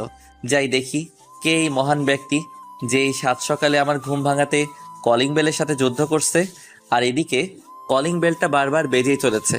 আরে আসছি রে বাবা, এবার থাম, বেলটা নষ্ট করে ফেলবি নাকি? অতপর আমি আস্তে আস্তে হেঁটে দরজার সামনে গিয়ে দাঁড়ালাম। অতপর দরজাটা খোলার জন্য রেডি হয়েছি। দরজাটা খোলার সাথে সাথে ঠাস ঠাস করে 2টা চরের শব্দ শুনতে পারলাম। কানের নিচে হালকা হালকা ব্যথা লাগছে কেন? তাহলে কি চর 2টা আমার গালেই পড়ছে? হ্যাঁ, তাই তো, আমার গালেই পড়ছে। কিন্তু মারলো কে? কার এত বড় সাহস আমাকে আমার বাড়িতে এসে মারে? কিছু বুঝে ওঠার আগেই ঠাস করে আর একটা পড়লো। নিজেকে সামলাতে পারিনি, মেঝেতে পড়ে রইলাম। তারপর কি হয়েছে কিছু মনে নেই। অনেকক্ষণ পর চোখ করে নিজেকে বিছানায় আবিষ্কার করলাম। এ কি, আমি তো আমার রুমে, কিন্তু এখানে এলাম কিভাবে? ঘড়ির দিকে তাকিয়ে দেখি দুপুর হয়ে গেছে। মাথাটাও কেমন যেন ব্যথা করছে। কি হয়েছিল? ধীরে ধীরে সব মনে পড়ল। কে আমাকে চর মারলো? কার এত বড় সাহস যে আমাকে চর মারে? চেঁচিয়ে বললাম। হঠাৎ পাশে থেকে একটা কথা সুর ভেসে আসলো। কথাটি ছিল, আমি মেরেছি। কথাটি শুনে পাশে তাকাতেই আমার চোখ কপালে উঠে গেল। নিজের চোখকে বিশ্বাস করতে পারছি না। সত্যি দেখছি নাকি স্বপ্ন? শিওর হওয়ার জন্য চিমটি কাটলাম নিজের হাতে। আউচ! না, সত্যি দেখছি। পাশে দাঁড়িয়ে আছে আমার বোরকাওয়ালি থুক্কু। আমার না কার তাও জানি না। যারই হোক, কিন্তু ও এখানে কিভাবে এলো? আমার বাসায় তো ওকে আগে কখনো নিয়ে আসিনি। তাহলে বাড়ির খোঁজ পেল কিভাবে? কয়েক মুহূর্তের জন্য বাকশক্তি হারিয়ে ফেলি। একটা ঘোরের মধ্যে নিজেকে স্থাপন করি। মেয়েটার গলার আওয়াজ শুনেই ঘোর কেটে গেল। কি হলো? কি ভাবছো? আমি তো মেরে গেলাম। এই কয়দিন আপনি করে ছাড়া কথা বলে নাই, আর এখন ডিরেক্ট তুমিতে নেমে গেছে। কিছু না, আপনি এখানে কিভাবে? আমি আসবো না তো কে আসবে শুনি? অন্য কেউ আছে নাকি? কি বলছেন এসব? দেখুন, আবল তাবল বকবেন না। যান, চলে যান আপনি এখান থেকে। কেন এমন করছো? আমি সত্যিই বুঝতে পারিনি তুমি আমার ওই কথাটা শুনে আমার থেকে দূরে সরে যাবে। যা বলার বলে দিছেন। আমিও চলে এসেছি আপনার জীবন থেকে। আপনি এটাই চেয়েছিলেন, তাই তো? প্লিজ বিশ্বাস করো, আমি এটা কখনো চাইনি। আমিও যে তোমাকে ভালোবাসি। ভালোবাসেন আপনি? আর আমাকে? How funny. আপনার কাছে ভালোবাসা একটা খেলনা হতে পারে, আমার কাছে না। তাই হাত জোর করে মিনতি করছি, প্লিজ চলে যান। মেয়েটার চোখের দিকে তাকিয়ে দেখি চোখ লাল হয়ে গেছে। কেন তা এখনো অজানা। আর দেখি চোখ বেয়ে নোনা পানি ঝরছে। সত্যি বলছি, বিশ্বাস করো। তখন ওই কথাটা আমি তোমার উপর অভিমান করে বলেছিলাম, কারণ সেদিন তুমি আমাকে ওইভাবে সবার সামনে কোলে তুলে নিয়েছিলে। ও, এখন বুঝছি মহারানী, এই জন্য এমন একটু কথা শুনিয়েছিল। দাঁড়াও, দেখাচ্ছি মজা। যে কারণেই বলেছিলেন তাতে আমার কি, আমি এখন অন্য কাউকে ভালোবাসি। এখন আপনি আসতে পারেন। কথাটি শোনার সাথে সাথে মেয়েটি হাউমাউ করে কেঁদে দিল। প্লিজ আমাকে মাফ করে দাও, আর কোনো দিনও এমনটি হবে না। শেষবারের মতো একটা সুযোগ দাও, আর কোনোদিনও তোমাকে কষ্ট পেতে দেব না। সরি, অনেক দেরি হয়ে গেছে। এখন আপনি আসতে পারেন। মেয়েটি এক পর্যায়ে আমার পা জড়িয়ে ধরে কেঁদে ফেলল। প্লিজ আমাকে মাফ করে দাও। আমাকে যা শাস্তি দিবে তাই মাথা পেতে নিব, তবু আমাকে একটি বার সুযোগ দাও। যা বলবে তাই করব, কিন্তু আমাকে এইভাবে দূরে ঠেলে দিও না। আমি যে তোমাকে বড্ড বেশি ভালোবাসি, বিশ্বাস করো। কথাটি শোনার পর বুকের ভেতরটা কেমন জানি দুমড়ে মুচড়ে গেল। না, আর বাড়াবাড়ি করা ঠিক হবে না। এতে ওর শরীরের ক্ষতি হতে পারে। একদিনেই চেহারার কি হাল করেছে। না থাক, আর অভিনয় করতে হবে না। এই এই কি করছো? উঠো বলছি, পা ছাড়ো। না, ছাড়বো না। প্লিজ আমাকে মাফ করে দাও। দরকার হলে আমি সারা জীবন তোমার চাকরানি হয়ে থাকবো, তবু আমাকে তাড়িয়ে দিও না। কথাটা শুনে ভীষণ রাগ উঠলো। চাকরানি করার জন্য কি ভালোবেসেছি নাকি? আবাল মাইয়া। ওই ওট বলছি, পাছাড় আমার, না হলে এক্ষুনি ঘাড় ধাক্কা দিয়ে বাড়ি থেকে বের করে দিব। কথাটা শুনে মেয়েটা আরো জোরে কাঁদতে লাগলো। আমি তাকে উঠিয়ে নিলাম। মাথা নিচু করে দাঁড়িয়ে আছে আর ফুপিয়ে ফুপিয়ে কাঁদছে। পাগলি একটা, তোর উপর কি আমি রাগ করে থাকতে পারি বল? আর কোনোদিনও ওইসব কথা বলবি না, কেমন? মেয়েটি আমাকে সঙ্গে সঙ্গে জড়িয়ে ধরে। বেশ শক্ত করে জড়িয়ে ধরছে দেখছি। জড়িয়ে ধরেই কাঁদছে পাগলিটা। বিশ্বাস করো, ওই কথাটা অভিমান করে বলেছিলাম। যদি জানতাম তুমি কষ্ট পাবে তাহলে ওই কথাটা কোনোদিনও বলতামই না। তুমি আমাকে মাফ করে দাও প্লিজ, আর কোনো দিন এসব বলবো না। মাফ করতে পারি, তার আগে কিছু কথা আছে। আমাকে মারলা কেন? আরো শক্ত করে জড়িয়ে ধরছে। এমন মনে হচ্ছে যেন কেউ আমাকে ওর কাছ থেকে দূরে সরিয়ে নিয়ে যেতে চাচ্ছে, কিন্তু ও ওর সবটুকু শক্তি দিয়ে আগলে রাখার চেষ্টা করছে। আমাকে ছেড়ে চলে এসেছিলে কেন জানো? কালকে সারা রাত ঘুমাইনি, তোমার কথা ভেবে কাঁদছি। আর জানো, আমার ভাইয়ের যখন অপারেশন চলছিল তখন তোমাকে অনেক খুঁজেছি। আমার তখন অনেক ভয় করছিল। তোমাকে পাশে আশা করেছিলাম, কিন্তু তুমি কোথাও ছিলে না। কেন চলে গিয়েছিলা জানো? কত ভয় পাইছি। এর জন্য কি 3টা চর মারার দরকার ছিল? বেশ করেছি। এরপর চলে যাওয়ার কথা বললে ঠ্যাং ভেঙে ঘরে বসিয়ে রাখবো। ওরে বাবারে, কি বলছো এসব? তাহলে তো কোথাও যেতে পারবো না দেখছি। কোথাও যেতে দিলে তো? কিন্তু আমার একটা শর্ত আছে, মানলে থাকবো, না মানলে এখনই চলে যাব। মেয়েটি আমাকে ছেড়ে দিল। কি শর্ত বলো? যা বলবে তাতে রাজি, তবু ছেড়ে যাওয়ার কথা বলবে না। সত্যি যা বলবো তাই করবা? করব। বলো কি করতে হবে? আমাকে চর মারছো, এর জন্য শাস্তি পেতে হবে। যা শাস্তি দেবে মাথা পেতে নিব। বলো কি শাস্তি প্রাপ্য আমার? আমি একটা শয়তানি হাসি দিয়ে বলি, যে চরগুলো মারছো অনেক ব্যথা পাইছি।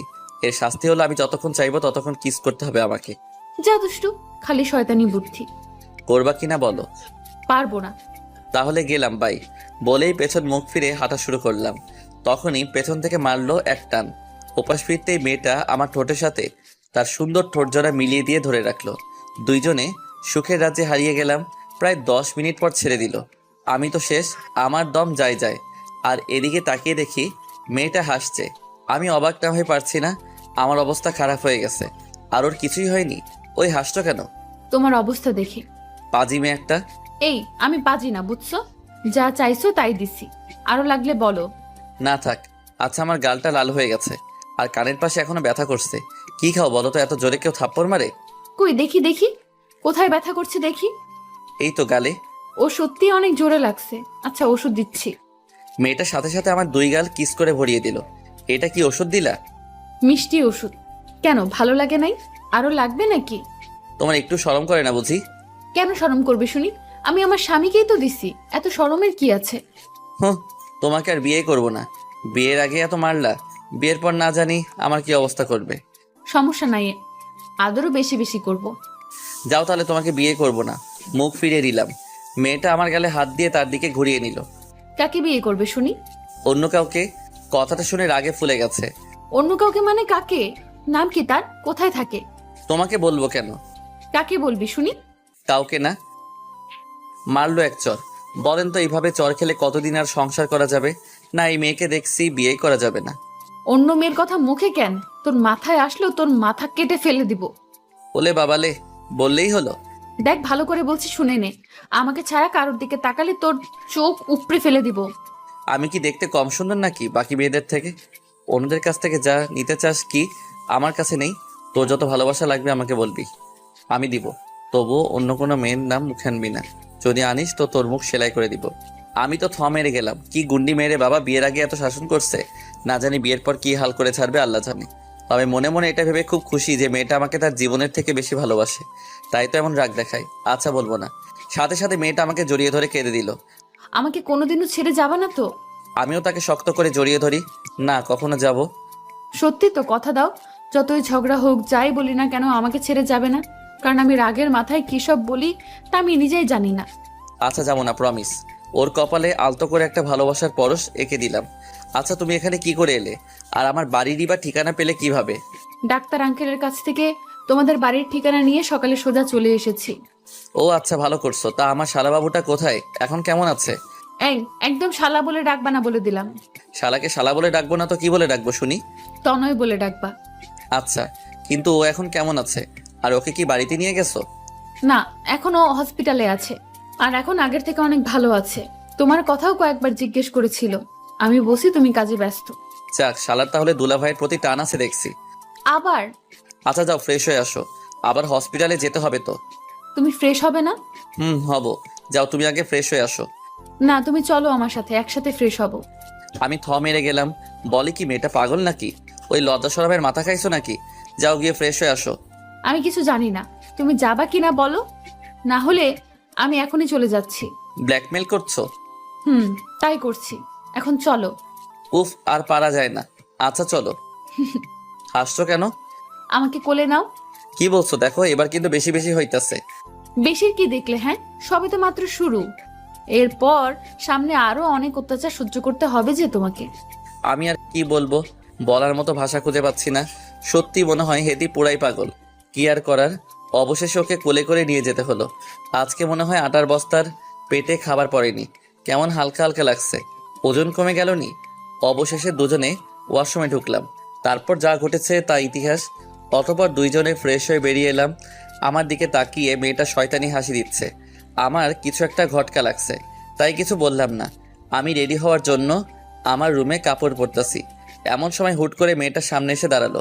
আমি লজ্জায় মাথা ঘুরিয়ে নিলাম। ওই, তুমি এখানে কেন? দেখছো না আমি রেডি হচ্ছি? তাই তো দেখছি। আমি ঝটফট করে রেডি হয়ে নিলাম। তারপর পেছন ফিরে দেখি মেয়েটা আয়নার সামনে দাঁড়িয়ে চুল আঁচড়াচ্ছে। আমি মুগ্ধ। সেই রূপ দেখে কি মায়াবী মুখখানি, যা কোনোদিনও ভুলার নয়। আমি ধীরে ধীরে ওর সামনে গিয়ে ওকে পিছন থেকে জড়িয়ে ধরলাম। কোমরে হাত দিতেই ও ওর চোখ বন্ধ করে ফেললো। আর আমি ওর চুলের ঘ্রাণে মাতাল হয়ে গেলাম। ধীরে ধীরে কানের কাছে আমার মুখটা নিয়ে বললাম, আই লাভ ইউ। সঙ্গে সঙ্গে ও আমাকে পিছনে মুখ ফিরে খুব শক্ত করে জড়িয়ে ধরলো। I love you too. বেশ কিছুক্ষণ এইভাবে জড়িয়ে ধরে থাকি দুজন দুজনকে। অতঃপর দুজনে বেরিয়ে পড়লাম হসপিটালে যাওয়ার জন্য। যাওয়ার সময় রেস্টুরেন্টে দুপুরের খাবার খেয়ে নেই, আর ওই পুচকুটার জন্য অনেকগুলো চকলেট কিনলাম। অবশেষে দুইজনে হসপিটালে পৌঁছে গেলাম। পুচকুটার কাছে যেতেই পুচকুটা আমাকে বলে, ভাইয়া ভাইয়া, তুমি কোথায় ছিলে? কেন? জানো আমি তোমাকে কত মিস করেছি। তাই এই নাও। চকলেটের প্যাকেটটা তার হাতে দিতেই বহা খুশি, যেন রাজ্য জয় করে ফেলছে। অতঃপর পুচকুটা চকলেট খেতে শুরু করে দিল। খুব ভালোবাসে তো চকলেট, তাই আর দেখলে তর্স হয় না।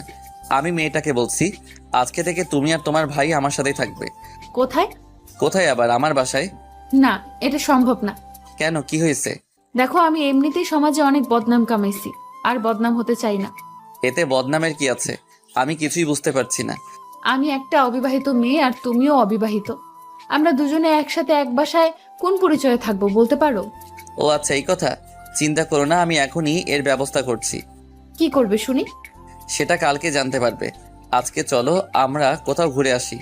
বেড়ানোর কথা শুনে পুচকুটা লাফিয়ে ওঠে। কোথায় যাবে তোমরা? আমিও যাব। আমাকেও নিয়ে চলো। আমার এখানে থাকতে আর একটু ভালো লাগে না। এই, চুপচাপ বস। ভাইয়া, আমি মেয়েটাকে ধমক দিয়ে বলি, উফ, ওকে বকছো কেন? ঠিকই তো বলছে, ওইটুকু বাচ্চা কি করে একা থাকবে। তনয়, তুমি চিন্তা করো না তো। দরকার হলে তোমার আপুকে রেখে তোমাকে নিয়ে যাব। তনয় সাথে সাথে আমার কোলে উঠে পড়ে আর ওর আপুর দিকে তাকিয়ে হাসে। বাহ বাহ, ভাইয়াকে পেয়ে আপুকে ভুলে গেলি? আমি আর তনয় দুইজনেই হেসে ফেলি। তারপর আমরা সবাই বেরিয়ে পড়লাম। সবাই মিলে হসপিটাল থেকে বেরিয়ে পড়লাম। বের হওয়ার আগে ডাক্তার আঙ্কেলের সাথে একবার দেখা করেছিলাম, কারণ পরে যদি আবার বাচ্চাটার কোনো প্রকার শরীর খারাপ হয় তাই। ডাক্তার আঙ্কেল বলছেন দরকার হলে ফোন করতে। তাই আর দেরি না করে সবাই বেরিয়ে পড়লাম ঘুরতে যাওয়ার জন্য। আজকে চারপাশের প্রকৃতিতে কেমন একটা সৌন্দর্য বিরাজ করছে। আমার মনে হচ্ছে আজকে আমি পৃথিবীতে সবথেকে সুখী মানুষ। আমার আর কিচ্ছু চাওয়ার থাকবে না যদি ওকে পাই। আপন মনে গাড়ি চালাচ্ছি, আর মেয়েটি আর ওর ভাই দুইজনে আজকে খুব খুশি। দুজনের মুখে হাসি, খুব ভালো লাগছে ওদের মুখের এই হাসি দেখে। এই হাসিটা যেন কখনো ও কোনো কারণে না হারিয়ে যায়, সেই ব্যবস্থা করব। এসব ভাবতে ভাবতে একটা পার্কের সামনে এসে গাড়ি থামালাম। আগে আমি নেমে গেলাম, তারপর ওরা নেমে গেল। তনয়কে আমার কোলে দাও, তোমার কষ্ট হবে। না, কিছু হবে না, ঠিক আছে। তনয়, তুমি ভাইয়ার কোলে আসবে না? ও, আমি ভাইয়ার কুলে যাব। আচ্ছা যা, এই নাও, ধরো। তারপর আমি তনয়কে কোলে করে নিয়ে পার্কের ভিতরে চলে আসলাম। তিনজনে একটা খোলা জায়গায় বসেছিলাম। আজকের আকাশটা কেন এত রোমান্টিক লাগছে। মেঘের গুচ্ছগুলো উড়ে উড়ে খেলা করছে, আর আমি তাদের খেলার করার দিকে এক নজরে তাকিয়ে আছি। মেয়েটির শব্দে ধ্যান ভাঙল। কি হলো? ওভাবে ওপরে তাকিয়ে কি দেখছো? না মানে, আজকের আকাশটা কত সুন্দর, তাই না? কেন, আজকে আকাশের কি রং বদলে গেছে নাকি? ধুর, তা না, কেমন জানি একটা রোমান্টিক ভাব দেখা যাচ্ছে। শয়তানি বুদ্ধি। তাহলে একটু শয়তানি করেই ফেলি। এই, একদম না, দেখছো এখানে কে বসে আছে? তাই নাকি? আমি তনয়ের দিকে তাকাই, দেখি তনয় হাসছে। কি ব্যাপার, তুমিও হাসছো কেন? এমনি। আমি আর কিছু বললাম না। এর মধ্যে পুচকুটা বলে, আপু, ওই দিকে যাব। কেন, এখানে কি হয়েছে? দেখো না আপু, কত সুন্দর ফুল ওখানে। আমি ওগুলো নেব।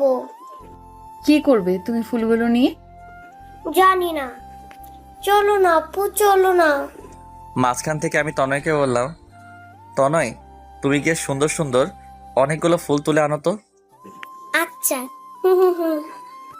তনয় গেল ফুল তুলতে। তারপর মেয়েটির বক বক, তুমি ওকে যেতে বললে কেন? তোমার সাথে শয়তানি করব তাই। একদম ফাজলামো করবা না বলে দিলাম, তাহলে কিন্তু খুব খারাপ হবে। কি করবে শুনি? ওর হাত ধরে টেনে আমার বুকের সাথে জড়ানোর চেষ্টা করলাম, কিন্তু হেরি তার গায়ের জোর দিয়ে ছাড়িয়ে নেয় নিজেকে। এই কি করছো? হ্যাঁ, লজ্জাশরম বলতে কিছু নেই? লোকে দেখলে কি ভাববে? যা খুশি ভাবুক, তাতে আমার কি। আমি আমার বউকে ধরেছি। বউ বললেই বউ হয়ে যাব নাকি? বিয়ে করছো আমাকে? না। তাহলে আগে বিয়ে করো, তারপর বউ বইলো। আচ্ছা, আর কিছু বললাম না। এর মধ্যে তনয় হাজির। সারাটা আমার রোমান্সের 12টা বাজিয়ে দিল। আপু আপু, দেখো কত ফুল তুলে আনছি। এগুলো কি দিয়ে করবি? আপু, আমি টিভিতে দেখেছি ছেলেরা ফুল নিয়ে মেয়েদেরকে দিয়ে জড়িয়ে ধরে কি জানি বলে। বেশি পাকা হয়ে গেছো আজকাল। আমি তো শুধু চুপচাপ বসে বসে দেখছি। আপু, এই নাও, এগুলো তোমাকে দিলাম। আমার মাথায় আইডিয়া এলো, তনয় আমাকে দিবা না? ভাইয়া, তুমি এগুলো দিয়ে কি করবে? কেন, তুমি টিভিতে দেখো নাই ছেলেরা মেয়েদেরকে ফুল দিয়ে জড়িয়ে ধরে? কিন্তু তুমি কাকে দেবা ভাইয়া? কেন, তোমার বোনকে দিব। দিতে পারি, কিন্তু একটা কথা রাখতে হবে। কি কথা বলো? আপুকে ওইভাবে দিবা যেভাবে টিভিতে দেখছি, তাহলে দেব। আমি তো খুশিতে মনে মনে ডিস্কো ড্যান্স দিতেছি। শালাটা আমার রোমান্সের ভালো সুযোগ করে দিল। তারপর তনয় ফুলগুলো আমার হাতে দিল। আমি মেয়েটির দিকে তাকিয়ে আছি। লজ্জায় গাল লাল হয়ে গেছে। এতে লজ্জার কি আছে? আমরাই তো। আর দেরি না করে ফুলগুলো নিয়ে সোজা হাঁটু গেড়ে ফুলগুলো সামনে এগিয়ে সরাসরি প্রপোজ করলাম। এতে মেয়েটা লজ্জায় মাথাটা নিচু করে ফেলে, কোনো কথা বলছে না। কি হলো, কথা বলছো না যে? ও বুঝেছি, তুমি আমাকে ভালোবাসো না তাই না? আচ্ছা চলে যাচ্ছি বলেই হাঁটা শুরু করলাম। আরে কই যাও? ওই ওই দাঁড়াও বলছি। আমার হাত টেনে ধরে টান মেরে আবার পিছন মুখ ঘুরিয়ে নিল। ছাড়ো তো। ওরে বাবালে, সাহেব দেখি রাগ করছে। দেখো তনয়, তুমি না বললে তোমার ভাইয়াকে আমাকে যাতে জড়িয়ে ধরে, কই ধরলো না তো, আরো উল্টো রাগ দেখিয়ে চলে যেতে চাচ্ছে। ভাইয়া, তুমি তোমার কথা রাখবে না? না হলে কিন্তু আর তোমার সাথে ঘুরতে আসবো না। আপুকে জড়িয়ে ধরো বলছি। আমি তো পুরাই টাসকি। আর কিছু না বলে সাথে সাথে মেয়েটিকে জড়িয়ে ধরলাম। কি মজা, ভাইয়া আপুকে জড়িয়ে ধরেছে। আমরা দুজনেই চুপ করে আছি। কিছুক্ষণ পর মেয়েটা বলল, এবার ছাড়ো। না। উফ, কেউ দেখে ফেলবে তো। ছাড়ো বলছি, ছাড়ো। দেখুক। কিছুক্ষণ পর ছেড়ে দেই। কিছু খাবে নাকি এখানে এইভাবে থাকবে? না, আমি কিচ্ছু খাবো না। তনয়, তুমি কিছু খাবে? চকলেট খাবো। চলো। অবশেষে সবাই একটা দোকানের সামনে গেলাম। তনয়কে চকলেট কিনে দিলাম। তারপর আমি বললাম, তুমি ওকে নিয়ে একটু দাঁড়াও, আমি একটা ফোন করে আসছি। আচ্ছা। তারপর আমি ফোন করতে একটু সাইডে চলে গেলাম। আর মেয়েটা আর তনয় দুজনেই দাঁড়িয়ে রইল। আমি ফোন করলাম আমার সব বন্ধুদের। সবাইকে কালকে সকালে আমার বাসায় আসতে বললাম। তারা জিজ্ঞেস করেছিল কেন। আমি তাদের বলেছি আমি একটি মেয়েকে ভালোবাসি আর তাকে কালকে বিয়ে করতে চাই। তারা সবাই খুব খুশি। তারা বলে কালকে সকালে ঠিক টাইমে পৌঁছে যাবে। চলো। কোথায়? চলো তো, এত কথা বলো কেন? মেয়েটি আর কিছু না বলে হাঁটা শুরু করলো আমার সাথে। আর পুচকুটা চকলেট খাচ্ছে মনের সুখে। তারপর সবাই গাড়িতে চড়ে বসলাম। আমি গাড়ি চালাচ্ছি। কিছু দূর গিয়ে একটা শপিং কমপ্লেক্সের সামনে গাড়ি দাঁড় করালাম। তারপর সবাই মিলে ভিতরে গেলাম। কি হলো, এখানে নিয়ে আসলে কেন? শপিং করব তাই। কি কিনবে তুমি? দেখতে থাকো। তারপর আমি আমার জন্য একটা পাঞ্জাবির সেট কিনলাম। মেয়েটির জন্য এক সেট শাড়ি কিনলাম। একটা নীল শাড়ি কিনলাম, যেটা আমার সব থেকে প্রিয় রং। মেয়েটি শুধু তাকিয়ে তাকিয়ে দেখছে, কিছু বলল না। তারপর অনেক ঘোরাঘুরি করলাম। তো অনেক ঘুমিয়ে পড়ছে। ওর আপুর কোলে আমি গাড়ি চালাচ্ছি। একটু পর দেখি মেয়েটাও চোখ বন্ধ করে ফেলছে। সারাদিন অনেক ঘোরাঘুরি করছে, তাই হয়তো ঘুমিয়ে পড়ছে। যাই, ওদের আমার বাসায় নিয়ে যাই। ঘুমিয়ে আছে, ঘুমিয়ে থাক। জেগে থাকলে কোনোদিন আমার সাথে আমার বাড়িতে যেত না। তারপর চলে আসলাম আমার বাড়িতে।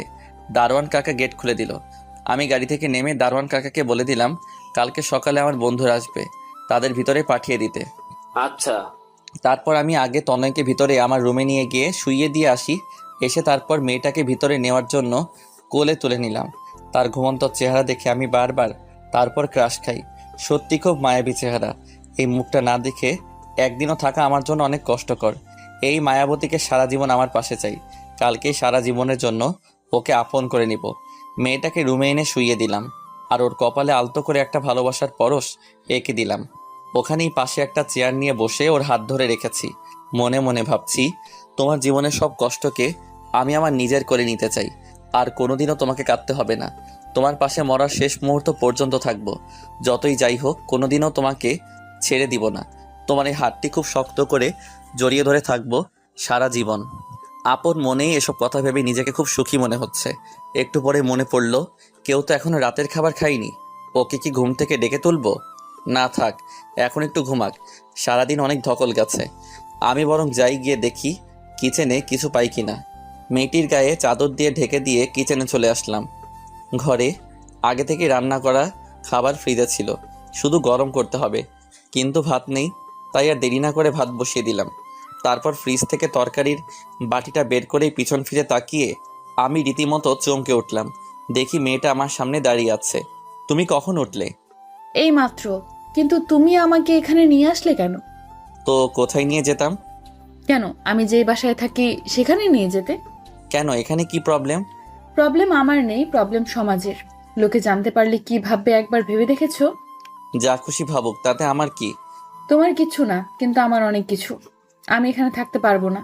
কথাটা শুনে খুবই কষ্ট পেলাম, খুব খারাপ লাগছে। আমি কি এতই খারাপ যে আমার সাথে বিয়ের আগে এক বাসায় এক ছাদের নিচে থাকা যায় না? আর কথা বাড়াবো না, থাকতে যখন চাই না তখন আর কি করার।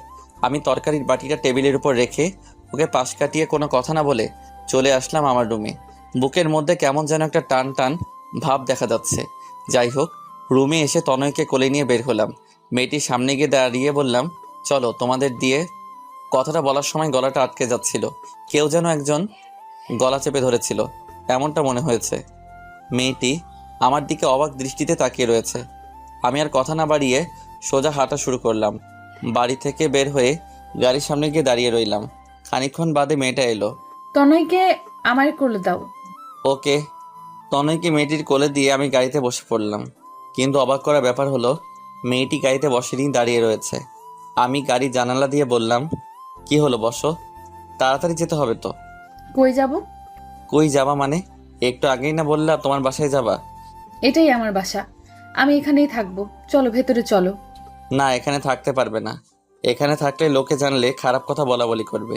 তার থেকে ভালো তোমাকে তোমার বাড়িতেই রেখে আসি। আমি জানি তুমি রাগ করে কথাগুলো বলতেছো। এতে রাগ করার কি আছে? তুমি তোমার বাসায় যেতে চাচ্ছ, তাই তোমাকে দিয়ে আসতে হবে তো। আচ্ছা সরি, আমার ভুল হয়ে গেছে। এখন চলো তো। গাড়িতে বসো, তোমাকে বাসায় দিয়ে আসতে আসতে অনেক রাত হয়ে যাবে। না, আমি কোথাও যাব না, এখানেই থাকবো। এটা আমার শ্বশুর বাড়ি, তার মানে এটা আমারও বাড়ি। চলো এখন ভেতরে চলো। চুপচাপ গাড়িতে বসো। মেয়েটা ধমক খেয়ে কান্না করা আরম্ভ করে দিল। তোর চাই, কিছু বললেই শুধু কাঁদে। এদির চোখ নাকি অন্য কিছু, একটু পর পর পানি বেয়ে পড়ে। তুমি ভালো না, তুমি পচা, তুমি খালি আমাকে বকো। আমি বুঝেছি তুমি আমাকে ভালোবাসো না। আমার আর কিছু বলার নেই। মাঝে মাঝে মেয়েটা এমন সব কথা শোনায় যার উত্তর আমার কাছে নেই। আমি গাড়ি থেকে নেমে ওর সামনে গিয়ে দাঁড়াই। ঢং করো? হুম। ওই স্যার, ঢং করতে হবে না, চলো ভেতরে চলো।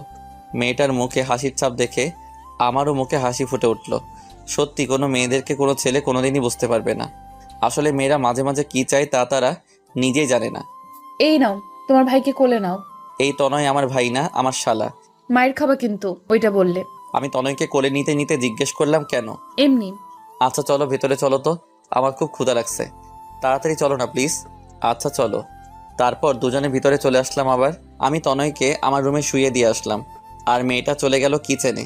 আমি গিয়ে দাঁড়িয়ে দাঁড়িয়ে দেখছি ওকে এক নজরে, চোখের পলকও পড়তে চায় না। একেবারে পুরা নতুন বইয়ের মতো লাগছে। মেয়েটির আমার দিকে চোখ পড়ল। এই কি দেখছো এভাবে? তোমাকে আগে দেখোনি বুঝি? দেখেছি, আর যতবারই দেখছি তোমাকে ততবারই তোমার প্রেমে পড়ে গেছি। ওলে বাবা লে, তাই নাকি? জি তাই। মনে থাকে যেন, আমি ছাড়া অন্য কারোর প্রেমে পড়লে আগে তোমাকে মারবো, তারপর যার প্রেমে পড়বে তাকে খুন করে নিজেও গলায় দড়ি দিয়ে মরে যাব। ওই কি বলিস এসব? অন্য কারো প্রেমে পড়বো কেন তুই থাকতে? শোন, আমি বাকি সবার থেকে আলাদা। আমি এক নারীতে সন্তুষ্ট পুরুষ, বুঝলি? হুম, বুঝছি।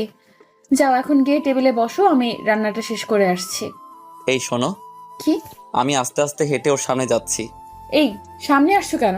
মতলবটা কি? হ্যাঁ, এই দেখো, একদম দুষ্টুমি করার চেষ্টা করবা না বলে দিলাম, তাহলে কিন্তু। কিন্তু কি কি করবে শুনি? পালিয়ে যাব। চেষ্টা করতে পারো। না প্লিজ, এখন এমন করো না প্লিজ। আমি সাথে সাথে ওর হাত ধরে টেনে আমার বুকের মধ্যে জড়িয়ে নিলাম। সঙ্গে সঙ্গে মেয়েটি তার চোখ বন্ধ করে ফেললো। বুঝতে পারছি খুব লজ্জা পেয়েছে। এমন একটা লজ্জাবতী রাঙা বউ কে না চায়?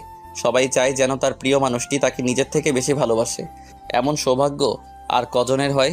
আজকে নিজেকে খুবই ভাগ্যবান মনে হচ্ছে। অনেকক্ষণ জড়িয়ে ধরে থাকার পর মেয়েটির শব্দে ধ্যান ভেঙে গেল। এই ছাড়ো, ছাড়ো বলছি। এই জন্য আমি থাকতে চাইনি, তুমি শুধু দুষ্টুমি করার সুযোগ খুঁজো। গায়ের জোর খাটিয়ে নিজেকে ছাড়িয়ে নিল। 10টা না 5টা না একটা মাত্র বউ, তার সাথে করবো না তো কার সাথে করবো শুনি? হয়েছে, আর প্রেম দেখাতে হবে না। তো কি দেখাবো? মেয়েটি কিছু না, যাও গিয়ে টেবিলে বসো, আমি খাবার নিয়ে আসছি। আমি কি সাহায্য করতে পারি? কি করবে শুনি? যেন কোনো কিছু। আচ্ছা। ও হয়তো ভাবছে অন্য কিছু, কিন্তু আমি তো মনে মনে অন্য কিছু ভাবছি। কি ভাবছি তা দেখতে পাবেন। অতঃপর মেয়েটি রান্না করছে। আমি আস্তে করে তার পিছনে গেলাম, মেয়েটিকে আবার জড়িয়ে ধরলাম। এই কি করছো? আবার শুরু করলা নাকি? হুম। এই বুঝি তোমার সাহায্য করা? তুমি রান্না করো, আমি তোমাকে জড়িয়ে ধরে থাকি। সাথে সাথে আমার হাতগুলো ওর কোমরে স্পর্শ করতেই ও কিছুটা শিউরে ওঠে, চোখ বন্ধ করে ফেলে। ওর হার্টবিট বেড়ে যাচ্ছে, খুব জোরে জোরে নিঃশ্বাস নিচ্ছে, এমনকি ওর ঠোঁট জোড়াও কাঁপছে। ইচ্ছে করছিল একটা কিস করতে, কিন্তু তা করিনি, নিজেকে সামলে নেই। আমার হার্টবিট দ্বিগুণ বাড়ছে, কেমন যেন লাগছে। প্লিজ লক্ষ্মীটা ছেড়ে দাও। আমার আর বুঝতে বাকি রইল না, ও পুরোপুরি আমার নেশায় ডুবে যাবে যদি বেশিক্ষণ জড়িয়ে ধরে থাকি। তাই আমিও নিজেকে কন্ট্রোল করে রাখলাম, ছেড়ে দিলাম ওকে। মেয়েটি লজ্জায় মাথা তুলতে পারছে না। মন পড়ছে? এখন যাও, গিয়ে টেবিলে বসো। আর যদি দুষ্টুমি করার চেষ্টা করো তাহলে কিন্তু এই খুন্তি দিয়ে ছ্যাঁকা দেব। আমাকে ছ্যাঁকা দিলে আমার থেকে বেশি কষ্ট তুমি পাবে, তা আমি জানি। দুর্বলতা জেনে গেছো তাহলে? আচ্ছা শোনো। কি? না মানে কি বলো? তোমাকে না আজকে বউ বউ লাগছে। তবে রে। খুন্তি নিয়ে আমার দিকে আসতেই লাগলো, আমি দিলাম দৌড়। দৌড়ে গিয়ে খাবার টেবিলে বসে রইলাম। কিছুক্ষণ পর মেয়েটা খাবার নিয়ে এলো, আমাকে খাবার বেড়ে দিয়ে আবার সে আগের মতো একপাশে দাঁড়িয়ে রইলো। কি হলো, দাঁড়িয়ে রইলে যে, খাবে না? না খাবো না, তুমি বসো এখানে। মেয়েটিকে জোর করে বসিয়ে দিলাম আমার পাশের চেয়ারে। অতঃপর ভাতের প্লেট হাতে নিয়ে তাকে তুলিয়ে আগে খাইয়ে দিলাম। কি রোমান্টিক সিন! যে দেখবে সে জ্বলে পড়ে মরবে। তারপর মেয়েটিও আমাকে নিজের হাতে করে খাইয়ে দিল। খাওয়ানোর সময় আমি 2-1 বার ওর হাতে কামড় দিই। ও কিছু বলে নাই, শুধু হাসে। আর আমি শুধু তাকিয়ে তাকিয়ে দেখি। তারপর খাওয়া দাওয়া শেষ করে সোফায় বসে বসে ফোন টিপছি, আর মেয়েটা কিচেনে একটু কাজ করছে। হঠাৎ করে আমার ফোনের স্ক্রিনে একটা অপরিচিত নাম্বার ভেসে উঠল। আমি ফোনটা হাতে নিয়ে ভাবছি কে হতে পারে যেই সময় আমাকে ফোন করবে, তাও আবার অচেনা নাম্বার থেকে। ফোনটা রিং বেজে যাচ্ছে। প্রথমবার রিসিভ করিনি, তারপর আবার কল আসলো, তাই আর কিছু না ভেবে কলটা রিসিভ করলাম। প্রথমে সালাম দিলাম। ফোনের ওপাশ থেকে চিরচেনা একটা আওয়াজ শুনতে পেয়ে আমি অবাক, কারণ ফোনটা যে কেউ করেনি, করেছে আমার আব্বু। সালামের উত্তর দিতেই বুঝে গেলাম, আব্বু তুমি? হ্যাঁ আমি। কি করছিস তুই? আর নিজের খেয়াল ঠিক মতো রাখছিস তো? জি আব্বু, আমার জন্য চিন্তা করো না, তোমার মতো বাবা থাকতে আমার আবার কি হতে পারে। আব্বু তুমি কবে আসবে? তোমাকে যে আমার অনেক কথা বলার আছে। কি কথা ফোনে বল। না আব্বু, তুমি আগে দেশে আসো, তারপর বলবো। এখন বল, যদি কোনো প্রবলেম থাকে তাহলে এখান থেকে সমাধান করার চেষ্টা করব। আমি ভাবছি আব্বুকে সব বলবো কি বলবো না। এমনিতেই কাজে বিজি উনি। টেনশনের মধ্যে আবার টেনশন দেওয়াটা কি ঠিক হবে? না মানে আব্বু, আসলে একটা কথা বলার ছিল। হ্যাঁ কি কথা বল। মানে কথাটা হলো, আরে বলবি তো, কি কথা? আমি আর দেরি না করে ঝটফট বলে দিলাম, যা হবার হবে। আব্বু, আমি একটা মেয়েকে ভালোবাসি, আর আগামীকাল তাকে বিয়ে করতে যাচ্ছি। আমি ভেবেছিলাম হয়তো আব্বু তার একমাত্র ছেলের ভালোবাসাটা বুঝবে, কিন্তু তা হয়নি। তোর সাহস তো কম না। এতদিন তোকে খাইয়ে পরিয়ে মানুষ করেছি, এজন্য যে তুই আমার অনুমতি ছাড়া বিয়ে করবি, তা আবার অন্য একটা মেয়েকে? কথাটা শুনে আমার বুকটা ধরফর করতেছে। কি হচ্ছে বুঝতে পারছি না। এখন কি করব? তাহলে কি আব্বু আমার ভালোবাসাকে মেনে নিবে না? না মানে আব্বু, আমি মেয়েটাকে খুব ভালোবাসি, তাই এটা করতে হচ্ছে। এরপর যা বললো তা শোনার জন্য আমি একদমই প্রস্তুত ছিলাম না। তোর বিয়ে আগে থেকে একজনের সাথে ঠিক করে রেখেছি, আর তুই তাকেই বিয়ে করবি। কথাটা শুনে আমার মাথায় আকাশ ভেঙে পড়ল। না আব্বু, এটা আমি করতে পারবো না। আমি ওই মেয়েটাকে খুব ভালোবাসি, আর তাকে ছাড়া কাউকে বিয়ে করতে পারবো না। আর কিছু কথা বলার আগেই কলটা টুট করে কেটে গেল। আমি আবার ব্যাক করলাম, কিন্তু ফোন অফ। চিন্তায় পড়ে গেলাম, তাহলে কি আব্বু আমার ভালোবাসা মেনে নিবে না? না না, এটা হতে পারে না। ওকে ছাড়া কাউকে বিয়ে করতে পারবো না। একবার বিয়ে হয়ে গেলে আব্বুর আর কিছু করার থাকবে না। কিছুদিন রেগে থাকলেও পরে ঠিকই মেনে নিবে। তবে তার একমাত্র ছেলে বলে কথা। বসে বসে ভাবছি কি করা যায়, কিভাবে আব্বুকে রাজি করানো যায়। এসব ভাবতে ভাবতে হঠাৎ করে মেয়েটা আমার সামনে এসে দাঁড়ালো। এই কি হলো তোমার? কিছু ভাবছো? আমি কিছুটা চমকে উঠলাম। কই কিছু না তো। কাজ শেষ তোমার? শেষ। আচ্ছা যাও, গিয়ে শুয়ে পড়ো। না, এখন ঘুমাবো না। তো কি করবা শুনি? তোমার সাথে বসে গল্প করব। ও আচ্ছা, এখানে বসো তাহলে। সব কিছু ভুলে যাচ্ছি। ধীরে ধীরে মেয়েটা সামনে থাকলে আমার কোনো কষ্টই থাকে না। জানি না কেন, ওকে দেখলে সব কষ্ট দূর হয়ে যায়। না, এখানে না। তাহলে কোথায়? ছাদে চলো, ওখানে বসে বসে চাঁদ দেখবো আর দুজনে বসে বসে গল্প করব। আর জানো, আজকে আকাশে খুব সুন্দর চাঁদ দেখা যাচ্ছে। তাই নাকি? আচ্ছা চলো তাহলে। আমি সোফা থেকে উঠে হাঁটা শুরু করলাম, আর মেয়েটা পিছনে দাঁড়িয়ে রইল। কি হলো, যাবে না? তুমি অনেক আনরোমান্টিক পুরুষ। মানে? ছাদে যাচ্ছ, আমাকে কোলে করে নিয়ে যেতে পারো না? ওরে বাবা, এ তো মেঘনা চাইতেই বৃষ্টি। মনে মনে খুব খুশি হলাম। আসলে মেয়েটা আমার জন্য পাগল, থুক্কু পাগলি হয়ে গেছে। এই পাগলিকে ছাড়া আমার কিছু ভালো লাগে না। এত উপরে আটার বস্তা নিয়ে কিভাবে উঠবো? ওই কি বললে তুমি? আমি আটার বস্তা? দেখো, খুব খারাপ হয়ে যাবে যদি এখনই কোলে করে আমাকে ছাদে নিয়ে না যাও তাহলে। তাই নাকি? আচ্ছা নিব না। কি করবে শুনি? ও বুঝেছি, তুমি আমাকে ভালোবাসো না তাই না? আমি মরে গেলে খুব খুশি হবে, তাই তো? আমার জায়গায় অন্য কাউকে আনতে পারবে। আমি তো কথা বলার ভাষা হারিয়ে ফেলছি। মাঝে মাঝে এমনভাবে মেয়েটা আমাকে তার কথার জালে ফেলে, যা থেকে আমার মুক্তি পাওয়ার কোনো উপায় নেই। ওই কি বলছিস এসব? আমি তোকেই ভালোবাসি, বিশ্বাস কর। করি না বিশ্বাস। তুমি অন্য কাউকে ভালোবাসো, তাই না? কে মেয়েটা? কোথায় থাকে? দেখতে কি আমার থেকেও সুন্দর, যার জন্য আমাকে অবহেলা করো? আমি তার সামনে গিয়ে দাঁড়ালাম, তারপর ওকে কাছে টানার চেষ্টা করলাম, কিন্তু ও নিজেকে ছাড়িয়ে নিল। একদম আমাকে টাচ করবা না। তুমি আমাকে না, আমার দেহকে ভালোবাসো। আমার মাথায় রক্ত উঠে গেল ওর এসব ফালতু কথা শুনে। ঠাস করে মারলাম এক থাপ্পড়। তোকে না কতবার বলছি এসব ফালতু কথা বলবি না? জানিস না এসব কথা শুনলে আমার রাগ হয়? হ্যাঁ, তা তো হবেই। সত্যি কথা বললে কার না রাগ ওঠে? সত্য তো আর সবাই হজম করতে পারে না। তুমি আমাকে ভালোবাসো না, ভালোবাসলে আমাকে এভাবে মারতে পারতে না। হুম, যাও, আমি চলে যাব, আর আসবো না। থাকো, বাই। পিছন ফিরে হাঁটা শুরু করলো, সাথে সাথে হাত ধরে মারলাম এক টান, সোজা আমার বুকের মধ্যে এসে পড়ে। কই যাও? জানি না। কাঁদছো কেন? তাতে তোমার কি? আমি তো আর তোমার কেউ না। ছাড়ো আমাকে, ছাড়ো বলছি। আমি আরো শক্ত করে জড়িয়ে ধরি। আমার লক্ষ্মী বউটা কি রাগ করছে? হুম। আচ্ছা, আর কাঁদতে হবে না, এবার কান্না থামাও। চলো, তোমাকে কোলে করেই নিয়ে যাচ্ছি। হুম। আমি ওর চোখের জল মুছে দিলাম। আমি চাই না ওর চোখের জল ওর গালে কোনো ভাগ বসাক। ওর সবকিছুতেই শুধু আমার অধিকার, সেটা তো মেয়েটা নিজেই বলেছে। তারপর তাকে কোলে তুলে নিলাম। ওর দিকে তাকিয়ে দেখি আমার বুকের মধ্যে মুখ লুকিয়ে চুপ করে আছে, কোনো কথা বলছে না। আমি ধীরে ধীরে সিঁড়ি বেয়ে ছাদে উঠতে শুরু করলাম। মেয়েটিকে কোলে নিয়ে আমি সিঁড়ি বেয়ে ছাদে উঠছিলাম। মনে হচ্ছিল কোনো ময়দার বস্তাকে কোলে নিছি। আবার একটু খুশি লাগছে এই ভেবে যে মেয়েটা আমাকে প্রচণ্ড ভালোবাসে। আস্তে আস্তে করে সিঁড়ি বেয়ে ছাদে উঠছি। বেশ বুঝতে পারছি আমার জামাটা ভেজা ভেজা লাগছে, কিন্তু হঠাৎ জামাটা ভিজলো কিভাবে? মেয়েটির দিকে দেখি ও মুখ ফুলিয়ে, মেয়েটির দিকে দেখে মুখ লুকিয়ে আছে আমার বুকের মধ্যে, কিন্তু আমার জামা ভিজতেছে কেন? তার মানে কি মেয়েটা কাঁদছে নাকি? তাড়াতাড়ি করে ছাদে উঠে গেলাম। এই যে ম্যাডাম, ছাদে এসে গেছি, এবার নামুন। না। ওই নিজের ইচ্ছায় নামবি নাকি ফেলে দেব? মেয়েটি আর কিছু না বলে আস্তে করে নেমে গেল। ওর দিকে তাকিয়ে আমার বুকের ভিতরটা কেমন জানি একটা মোচড় দিয়ে উঠল। দেখলাম মেয়েটার চোখে নোনা পানি, আর আমার জামার দিকে একবার তাকিয়ে দেখলাম বুকের মাঝে কিছুটা জায়গা ভিজে গেছে। কিছুই বুঝতে পারলাম না, শুধু শুধু আবার কাঁদছে কেন? এটা মেয়ে নাকি অন্য কিছু? যাই বলি না কেন, একটু এদিক ওদিক হলেই কাঁদে। এই কাঁদছো কেন, কি হয়েছে? কিছু না। আমি তার চোখের পানি মুছে দিলাম। তাহলে এইভাবে কাঁদছো কেন? বলো আমাকে, কি হয়েছে? কিছু বলার আগে হুট করে জড়িয়ে ধরে, খুব শক্ত করে জড়িয়ে ধরে। আমার নিঃশ্বাস নিতেও কষ্ট হচ্ছিল। জড়িয়ে ধরে কান্না করে দিল। কি হয়েছে? তুমি এইভাবে কাঁদছো কেন, বলবে তো? জানো, মাঝে মাঝে ভয় হয় তুমি আমাকে আবার ছেড়ে চলে যাবে না তো। আমি যে তোমাকে খুব ভালোবাসি, নিজের থেকে বেশি ভালোবাসি। তুমি যা বলবে তাই করব, তবুও কোনো দিন আমাকে ছেড়ে চলে যাবে না তো। এই পৃথিবীতে এখন শুধু তুমিই আছো যে আমাকে ভালোবাসে, যে আমার মন বোঝে।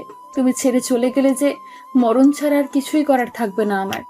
ওর এমন কথা শুনে বুকের মধ্যে একটা ব্যথা অনুভব করলাম। কেন তা জানি না, হয়তো ভালোবাসি তাই। মেয়েটি আমাকে আরো শক্ত করে জড়িয়ে ধরে রইল। আচ্ছা, একটা কথা বলি। একটা না, হাজারটা বলো। অনুমতি নেওয়ার দরকার হবে না।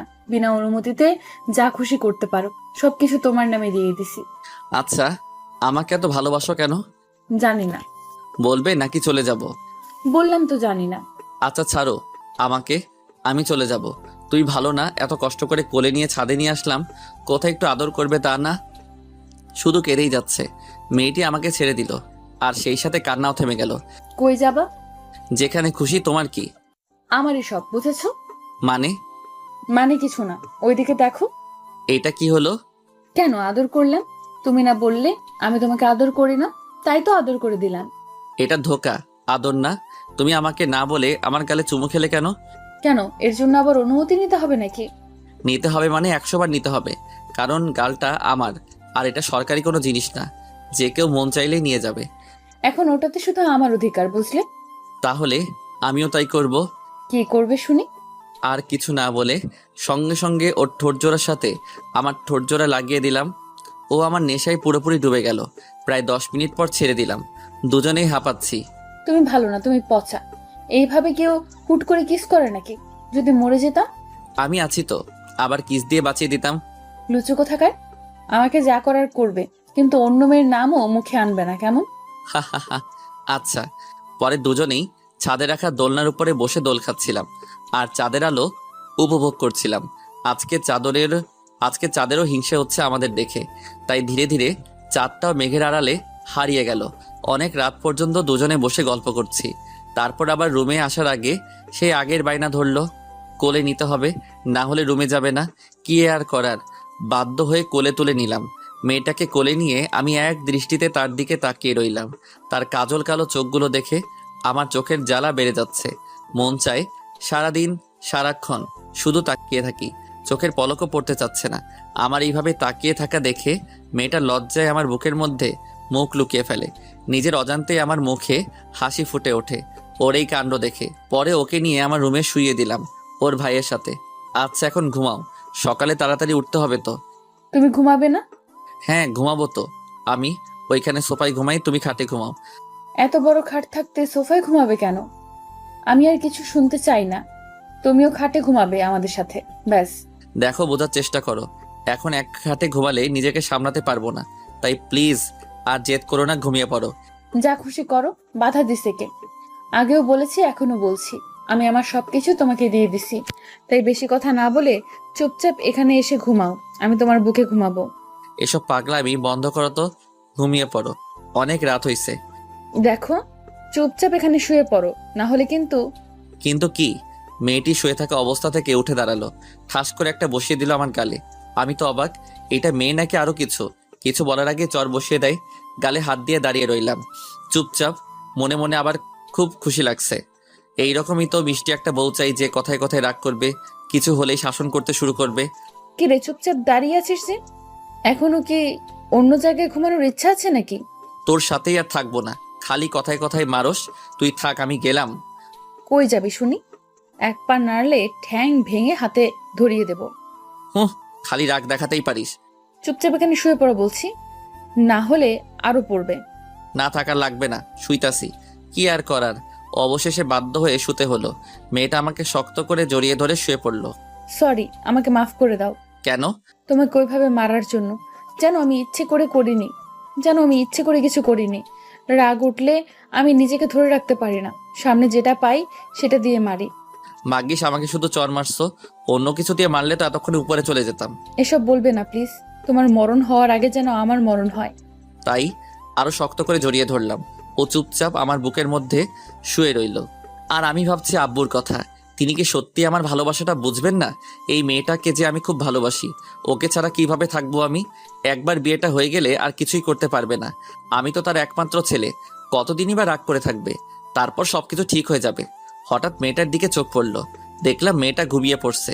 ওর ঘুমন্ত চেহারা দেখে আমার কেমন যেন একটা অনুভূতি জাগছে। পুরো ছোট বাচ্চাদের মতো আমাকে জড়িয়ে ধরে ঘুমিয়ে আছে। কত মায়াবী মেয়েটা, একে ছাড়া যে আমার একদিনও ভালো কাটে না এখন। আমি মেয়েটার কপালে একটা ছোট করে চুমু এঁকে দিলাম। তারপর আমি হারিয়ে গেলাম ঘুমের দেশে। সকালে খুব ভোরে মেয়েটির ডাকে আমার ঘুম ভেঙে গেল। এই উঠো, আজান দিয়ে দিছে, যাও গিয়ে নামাজ পড়ে এসো। আচ্ছা যাচ্ছি। অতপর তাড়াতাড়ি উঠে ফ্রেশ হয়ে পাঞ্জাবি পরে নামাজ পড়তে চলে গেলাম। নামাজ পড়ে এসে দেখি মেয়েটা কিচেনে রান্না করছে। আমি ধীরে ধীরে কিচেনের সামনে গিয়ে দাঁড়ালাম। মাথায় আবার দুষ্টুমি করার ভূত চাপলো। দেখলাম মেয়েটা চুপচাপ রান্না করছে, তাই আস্তে আস্তে করে তার সামনে গিয়ে পিছন থেকে জড়িয়ে ধরলাম। সাথে সাথে মেয়েটা ভয়ে চিৎকার করে উঠলো। আরে চিৎকার করছো কেন? তুমি কখন আসলে? এই সবে মাত্র এলাম, এসেই তো তোমাকে। চুপ, লুচু কোথাকার, এসে দুষ্টুমি শুরু করে দিছো। বারে, তুমি না কালকে রাতে বললে যা খুশি করতে পারি, তুমি কিছুই বলবে না? আচ্ছা হয়েছে, এখন যাও গিয়ে টেবিলে বসো, আমি ব্রেকফাস্ট রেডি করে আনছি। না, আমি এখানেই থাকবো, আর এইভাবে জড়িয়ে ধরে থাকবো। তুমি রান্না করো, আমি দেখছি। উফ, তোমাকে নিয়ে আর পারা যায় না। আচ্ছা থাকো, কিন্তু দুষ্টুমি করবে না। আমি তো দুষ্টুমি করবই, তার জন্যই তো ধরেছি। বলেই আমার হাত ওর কোমর স্পর্শ করলো। সাথে সাথে ও কিছুটা শিউরে উঠে চোখ বন্ধ করে ফেলে। দেখো, খুব খারাপ হয়ে যাচ্ছে কিন্তু। হোক, তাতে কার কি? আমি আমার বউকে ধরেছি, তাতে তোমার কি? মেয়েটার কিছু না বলে এক ঝটকায় নিজেকে ছাড়িয়ে নিল। হয়েছে, এত বউ বউ করতে হবে না, বিয়েটা হোক আগে, তারপর বউ বউ করো। এখন যাও গিয়ে টেবিলে বসো, বসো বলছি। ধুর, তুমি খালি আমাকে বকা দাও। যাও, আমি আর তোমার কাছে আসবো না। বলেই হন করে হেঁটে চলে আসলাম। এসেই টেবিলে বসে রইলাম। এর মধ্যে বন্ধুর ফোন। রাকিব কল দিছে। রাকিব আমার বেস্ট ফ্রেন্ড। কলটা রিসিভ করলাম। কি রে, সবকিছু রেডি তো? দোস্ত, সব কিছু রেডি, তুই খালি বল। 10টা বাজে সবাই জায়গা মতো এসে পড়িস, আর বাকিদেরও সাথে করে নিয়ে আসিস, কেমন? আচ্ছা। আর শোন, লামিয়া আর বৃষ্টিকে আমার বাড়িতে পাঠিয়ে দিস, ওকে রেডি করানোর জন্য। লামিয়া আর বৃষ্টি ওরাও আমার বেস্ট ফ্রেন্ড। কিন্তু দোস্ত, ভাবি দেখতে কেমন? গেলেই দেখতে পাবি। এখন রাখ, ঠিক সময় মতো চলে আসিস। আচ্ছা। ফোন কেটে দিলাম। কিছুক্ষণ পর মেয়েটা এলো। আমি ভাবলাম সবকিছু শুনে ফেললো নাকি। না, তা কিভাবে হবে? ও তো কিচেনে ছিল, ও কিভাবে শুনবে? ম্যাডামের ব্রেকফাস্ট এতক্ষণে রেডি হয়েছে তাহলে। নাও, খাওয়া শুরু করো। তনয় কোথাও খাবে না? ও এখনো ঘুমাচ্ছে, তুমি খেয়ে নাও। ও উঠলে আমি ওকে খাইয়ে দিবনি। তুমি খাবে না? আমি পরে খাবো, তুমি আগে খেয়ে নাও। না, তুমি এখন খাবে আর আমাকে নিজের হাতে খাইয়ে দিবে, না হলে আমিও খাবো না। সবসময় এত জেদ করো কেন তুমি? নিজে তুলে খেতে পারো না? না, খেতে পারি না। হইছে, যাও, খাবো না, তুমি একাই খাও। বলে উঠে পড়লাম টেবিল থেকে। আরে আরে, কই যাও? বসো বলছি। না। আচ্ছা বসো, খাইয়ে দিচ্ছি, আর ঢং দেখাতে হবে না। খুশি মনে বসে পড়লাম আর ও আমাকে তুলে খাইয়ে দিতে লাগলো। আমিও তাকে নিজের হাতে তুলে খাইয়ে দিলাম। খাওয়া দাওয়া শেষ হতেই তনয়ের গলার আওয়াজ শুনতে পেলাম পাশের রুম থেকে, কারণ আমার রুমটা নিচে। তনয় আপু আপু করে ডাকছে। মেয়েটা টেবিল থেকে উঠে তাড়াতাড়ি দৌড়ে গিয়ে ওর ভাইকে কোলে নিয়ে রুমের বাইরে আনলো। উঠে গেছে শালা বাবু, হা হা হা। এই চুপ, কি বলছো? হ্যাঁ, ও কিন্তু তোমাকে পিটাবে, তাই না তনয়? এখনো ঠিকঠাক ঘুম হয় নাই, কারণ এখনো বারবার হাত চলছে, তাই নাকি? আচ্ছা, আমি ওকে রেডি করিয়ে আনছি। ওকে। তারপর মেয়েটি ওর ভাইকে নিয়ে ওয়াশরুমে চলে গেল ওকে রেডি করানোর জন্য। আমি টেবিলে বসে গেম খেলছিলাম। কিছুক্ষণ পর মেয়েটা ওর ভাইকে রেডি করে আনলো। তারপর টেবিলে বসে তনয়কে নিজের হাতে তুলে খাইয়ে দিল। সবার খাওয়া দাওয়া শেষ, প্রায় 9টা বেজে গেছে আর এখনো মেয়ে দুইটা এলো না। কি করছে কে জানে। হঠাৎ করে কলিং বেল বাজতে শুরু করলো। বুঝতে পারলাম লামিয়া আর বৃষ্টি এসেছে, তাই তাড়াতাড়ি করে দরজার সামনে গেলাম। আর তনয় এবং মেয়েটা বসে বসে গল্প করছে। আমি দরজা খুলে দিলাম। দুজনেই চলে আসছে। এর মধ্যেই লামিয়া বলে, কি রে, তুই দরজা খুললি কেন? ভাবি কোথায়? ভিতরে আছে, আয়। তাহলে তুই সামনে দাঁড়িয়ে আছিস কেন? সর সামনে থেকে। ওকে সরলাম, আয়। আর কিছু বললাম না। দুজনেই ভেতরে ঢুকে পড়লো। তাদের পিছনে পিছনে আমিও ভেতরে গেলাম। মেয়েটা লামিয়া আর বৃষ্টিকে দেখেই সাথে সাথে দাঁড়িয়ে গেল। এরা কারা? এরা হচ্ছে আমার বেস্ট ফ্রেন্ড, ও লামিয়া আরও বৃষ্টি। ও তাই? আর মাঝখান থেকে বৃষ্টি বলে, দোস্ত, ভাবি কিন্তু দেখতে খুব সুন্দর। আর লামিয়াও একই কথা বলল। দেখতে হবে তো চয়েসটা কার। এসব কথা শুনে মেয়েটা মুচকি মুচকি হাসছে। দোস্ত যা, তোরা ওকে রেডি করে নিয়ে আয়। রেডি করবো মানে? কোথায় নিয়ে যাবে আমাকে? গেলেই বুঝতে পারবে, এখন যাও, তৈরি হয়ে নাও। দোস্ত যা, তোরা ওকে রেডি করে আন। অতবার মেয়েটি আর কোনো আপত্তি না করে লামিয়া আর বৃষ্টিকে সাথে করে চলে গেল পাশের রুমে। আমি তনয়কে কোলে করে নিয়ে পায়চারি করছি। আমরা কি আজকেও বাইরে যাব? যাবো তো। তোমার আপু রেডি হয়ে আসুক তারপর। কি মজা, কি মজা, কি মজা! বাইরে যাব, চকলেট খাবো। খাবে তো। আমার মনের মাঝে কেমন একটা ফিলিংস কাজ করছে। একটু ভয় হচ্ছে আব্বুর জন্য, কারণ ওনার বারণ করা সত্ত্বেও আমি এই বিয়েটা করছি। না জানি কি দুর্ঘটনা ঘটে। আব্বু এমনিতেই প্রেশারের রোগী। যদি একটা অঘটন ঘটে তাহলে নিজেকে কোনোদিনও ক্ষমা করতে পারবো না। কিছুক্ষণ পর মেয়েটা আর বন্ধুগুলো বেরিয়ে এলো। মেয়েটাকে দেখে আমার চোখ কপালে উঠে যাওয়ার মতো অবস্থা। আমার কেনা সেই নীল শাড়িটা ওকে পরানো হয়েছে। এত সুন্দর লাগছে যে বলার মতো ভাষা খুঁজে পাচ্ছি না। পুরাই নীল পরীদের মতো দেখতে। আপনারা কেউ আবার নজর দিয়েন না যেন ওইটা বুকিং হয়ে গেছে। কি রে, ওইভাবে হাঁ করে তাকিয়ে কি দেখছিস? বল, কেমন সাজালাম ভাবিকে? বলার মতো ভাষা খুঁজে পাচ্ছি না যে কি বলতাম। থাক, তোর কিছু বলতে হবে না। পরে বউকে পেয়ে আবার আমাদের ভুলে যাস না যেন। থাক, তোর কিছু বলতে হবে না। পরে বউকে পেয়ে আবার আমাদের ভুলে যাস না যেন। কি যে বলিস না তোরা। হইছে, আর ঢং দেখাতে হবে না। যা, তুই রেডি হয়ে আয়। আর তোর কোলে এই বাচ্চাটাকে? ও ওর ভাই। ও আচ্ছা, তাই বল। আমি ভাবলাম অন্য কিছু। কি? কিছু না, যা রেডি হয়ে আয়। তারপর আমি তনয়কে ওর বোনের কোলে দিয়ে চলে গেলাম রেডি হতে। খুব বেশি দেরি না করে তাড়াতাড়ি রেডি হয়ে আসলাম। সেই পাঞ্জাবিটাই পরি যেটা গতকাল শপিং মল থেকে কিনে আনছিলাম। তারপর রেডি হয়ে বেরিয়ে আসলাম। মেয়েটা আমার দিকে তাকিয়ে আছে। দোস্ত, তোকে খুব সুন্দর লাগছে রে। হইছে, আর পাম দিতে হবে না। লামিয়া তো ঠিকই বলছে, তোকে খুবই সুন্দর লাগছে। ওকে, থ্যাংক ইউ। আমি মেয়েটার দিকে একবার তাকাইলাম, দেখলাম মিটি মিটি হাসতেছিল। তাই আর কিছু না বলে বেরিয়ে পড়লাম। গন্তব্য কাজী অফিস, যা শুধু আমি আর আমার বন্ধুরা জানে। মেয়েটা এখনো জানে না। ওকে এখনো বলিনি যে আজকে ওকে বিয়ে করব। সবাই গাড়িতে চড়ে বসলাম। কিছুক্ষণ পর কাজী অফিসে চলে আসলাম। মেয়েটা গাড়ি থেকে নেমে অবাক হয়ে আমার দিকে তাকিয়ে রইল কিছুক্ষণ। এখানে কেন আনলে? এখানে লোকে কেন আসে? মেয়েটি চুপ হয়ে গেল। বুঝতে পারলাম ওর খুব ভয় হচ্ছে। কেন তা আমি জানি না, কিন্তু ওর চোখ মুখে একটা ভয়ের ছাপ দেখতে পেরেছিলাম। কি হলো, চুপ করে আছো যে? না মানে কি বলবো বুঝতে পারছি না। তুমি আমাকে আগে বলনি কেন? আগে বললে তুমি কোনোদিনও রাজি হতে না, আমি জানি। তাই বন্ধুদের বলে সব ব্যবস্থা করে রাখছি। মেয়েটি আর কোনো কথা বলল না। তারপর চলে গেলাম ভিতরে। সবাই ভিতরে গিয়ে দেখলাম বন্ধুরা সব হাজির। মাঝখান থেকে রাকিব বলে, দোস্ত, ভাবি দেখতে কিন্তু সেই। হারামি, নজর দিবি না, তোর ভাবি লাগে। হুম। তারপর সবাইকে সাক্ষী রেখে কাজী সাহেব আমাদের বিয়ে করিয়ে দিলেন। সবাই অভিনন্দন জানিয়ে বিদায় নিল। পরে আমি আর মেয়েটা গাড়িতে গিয়ে বসলাম। পুচকুটা ওর আপুর কোলে বসে আছে। মেয়েটার মুখের দিকে তাকিয়ে বুঝতে পারলাম ওর মধ্যে এখনো ভয় কাজ করছে। তাই আমি ওর হাতটি ধরে বললাম, ভয় পেও না, আমি আছি তো তোমার পাশে। সব সময়, সব পরিস্থিতিতে তোমার পাশে থাকবো, কথা দিলাম। মেয়েটা আমার কথা শুনে কিছুটা স্বস্তির নিঃশ্বাস ফেলে। তারপর আপন মনে গাড়ি চালাতে লাগলাম। গন্তব্য বাড়িতে যাওয়া, কিন্তু কে জানতো বাড়িতে আমার জন্য আরেকটা সারপ্রাইজ অপেক্ষা করছে। চলুন জানা যাক কি সেটা। আপন মনে গাড়ি চালাচ্ছি, দুজনেই চুপচাপ। আমি এই ভেবে খুশি যে মেয়েটাকে সারা জীবনের জন্য আপন করে পেলাম, কিন্তু মেয়েটাকে তেমন একটা খুশি দেখছি না, কারণ ও এইভাবে আমাকে বিয়ে করতে চায়নি। ও চেয়েছিল আমার আব্বুর অনুমতিতে আমাদের বিয়েটা হোক, কিন্তু মেয়েটা তো জানে না আব্বু এই বিয়েটা মেনে নিবে না, তাই তাড়াহুড়া করে বিয়েটা করতে হলো। মেয়েটার এভাবে চুপচাপ থাকা আমার একটু ভালো লাগছে না। সব সময় দুষ্টমি ও হাসি ঠাট্টা করা মেয়েরা যদি মুখ গোমড়া করে বসে থাকে তাহলে কেমন লাগে আপনারাই বলুন। যাক, সেসব কথা বাদ দেন। আপন মনে গাড়ি চালাতে চালাতে বাড়ির সামনে চলে এসেছি। আরে এ কি, এটা তো আব্বুর গাড়ি। কিন্তু আব্বুর গাড়ি এখানে কেন? আব্বুর তো এখন বিদেশে থাকার কথা, তাহলে গাড়িটা এখানে কি করে এলো? তার মানে কি আব্বু? না, আর কিছুই ভাবতে পারছি না। সব কেমন গুলিয়ে যাচ্ছে। এখন আমারও ভয় হচ্ছে। গেটের সামনে গাড়ি থামালাম। গাড়ির হর্ন শুনে দারোয়ান কাকা গেট খুলে দিল। ভেতরে গাড়ি দাঁড় করিয়ে গাড়ি থেকে নেমে দারোয়ান কাকাকে জিজ্ঞেস করলাম, কাকা, কে এসেছে বাড়িতে? বড় সাহেব এসেছেন। আচ্ছা ঠিক আছে। দারোয়ান কাকা আবার গেটের সামনে চলে গেলেন। আব্বুর কথা শুনে আমার মাথায় আকাশ ভেঙে পড়ল। পায়ের তলা থেকে মাটি সরে গেল মনে হয়।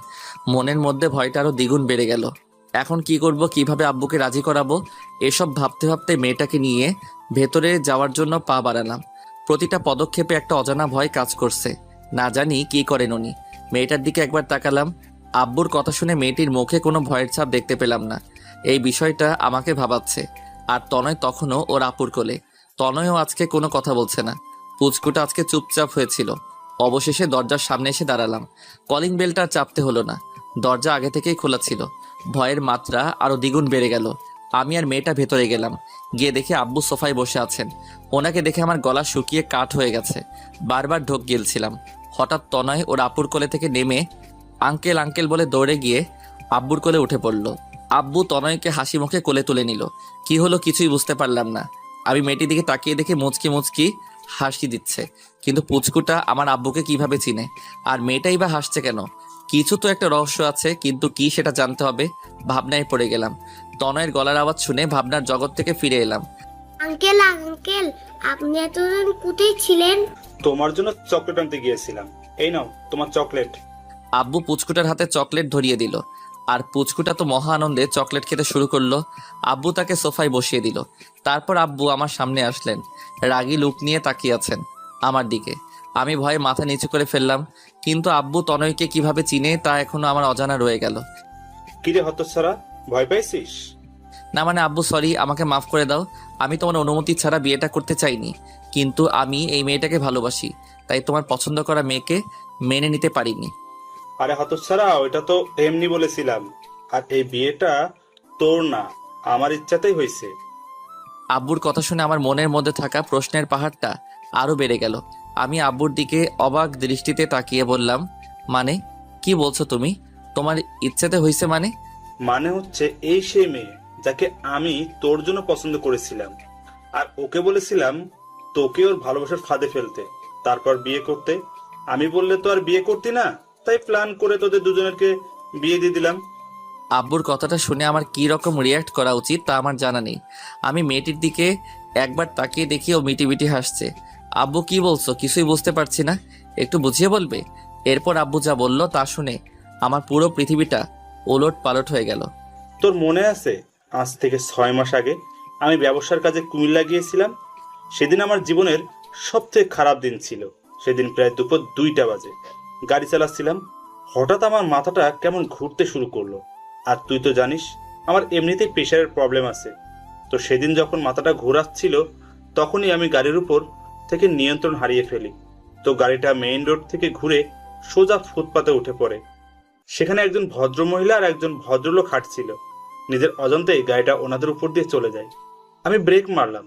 ততক্ষণে ওনারা দুজনেই মৃত্যুবরণ করেছেন। খোঁজ খবর নিয়ে ওনাদের বাড়িতে গেলাম। লাশ দুইটার পাশে দেখি তোর পাশে দাঁড়িয়ে থাকা মেয়েটা কান্নায় ভেঙে পড়ে। সেদিন নিজেকে খুব বড় অপরাধী মনে হয়েছিল রে। আমার জন্য 2টা বাচ্চা ছেলে মেয়ে এতিম হয়ে গেল। এজন্য আমি নিজেকে আজও ক্ষমা করতে পারিনি, আর হয়তো কোনোদিনই পারবো না। আমি মেয়েটার আত্মীয় স্বজনদের সব কিছু খুলে বলি আর বলেছিলাম চাইলে ওনারা এখন আমাকে পুলিশে দিতে পারেন, কিন্তু ওনারা খুবই লোভী প্রকৃতির লোক ছিলেন। ওনারা আমার কাছ থেকে টাকা নিয়ে আমাকে চলে যেতে বললেন। তখন আমার কোনো উপায় ছিল না ওনাদের কথা শোনা ছাড়া। তাই বাধ্য হয়ে ওনারা যা চেয়েছেন তাই করেছি। যাওয়ার আগে ওনাদের একবার বলেছিলাম ছেলে মেয়েদের আমি আমার সাথে করে নিয়ে যাই, ওদের সব ভরণ পোষণের দায়িত্ব আমি নেব। কিন্তু ওনারা সাপ মানা করে দিয়েছেন। তাই আর কিছু না বলে সেখান থেকে চলে গেলাম অফিসে। ঠিক তার কিছুদিন পর আমি কুমিল্লার একটা বাজারে গিয়েছিলাম একটু বাজার করতে। গিয়ে আমার সাথে দেখা হয় মেয়েটার। আমি তার কাছে সেদিন জিজ্ঞেস করেছিলাম সে কেমন আছে, কিভাবে আছে, তার আত্মীয় স্বজনরা তাদের ঠিকমতো খেয়াল রাখে তো। পরে মেয়েটা আমাকে সব খুলে বলে। তার কথা শুনে আমার চোখে পানি ধরে রাখতে পারিনি। নিজেকে নিজের কাছে ছোট মনে হয়েছিল। আজ আমার জন্য 2টা বাচ্চা ছেলে মেয়ের জীবন এইভাবে ধ্বংস হয়ে যাবে তা আমি কোনোদিনই মেনে নিতে পারবো না। তাই আমি তোকে বলেছিলাম আমার সাথে আসতে, কিন্তু সে তার আত্মীয় স্বজনদের ভয়ে কিছু করতে রাজি হচ্ছিল না। পরে আমি তাকে বলেছিলাম আমি তোমাকে প্রাপ্য মর্যাদা দিয়ে আমার বাড়িতে নিয়ে যাব, সাথে তোমার ভাইকেও। মেয়েটা কিছুতেই রাজি হতে চাইছিল না। পরে তাকে আমি অনেক বুঝিয়ে সুঝিয়ে একদিন রাতের অন্ধকারে মেয়েটাকে বাড়ি থেকে বের করে নিয়ে আসি ঢাকায়। সেদিন মেয়েটাকে কথা দিয়েছিলাম আজ থেকে তার ভাই এবং তার সব কিছুর দায়িত্ব আমার। আর সেদিনই তার সাথে তোর বিয়ে ঠিক করি। কিন্তু তুই যে বকাটে ছিলি, আমি বললে তুই কিছুতেই বিয়ে করতে রাজি হতিস না। তাই আমি মেয়েটাকে বলি তোকে তার প্রেমের ফাঁদে ফেলতে। আর মেয়েটাও তোকে প্রথম দেখাতেই লাইক করেছিল।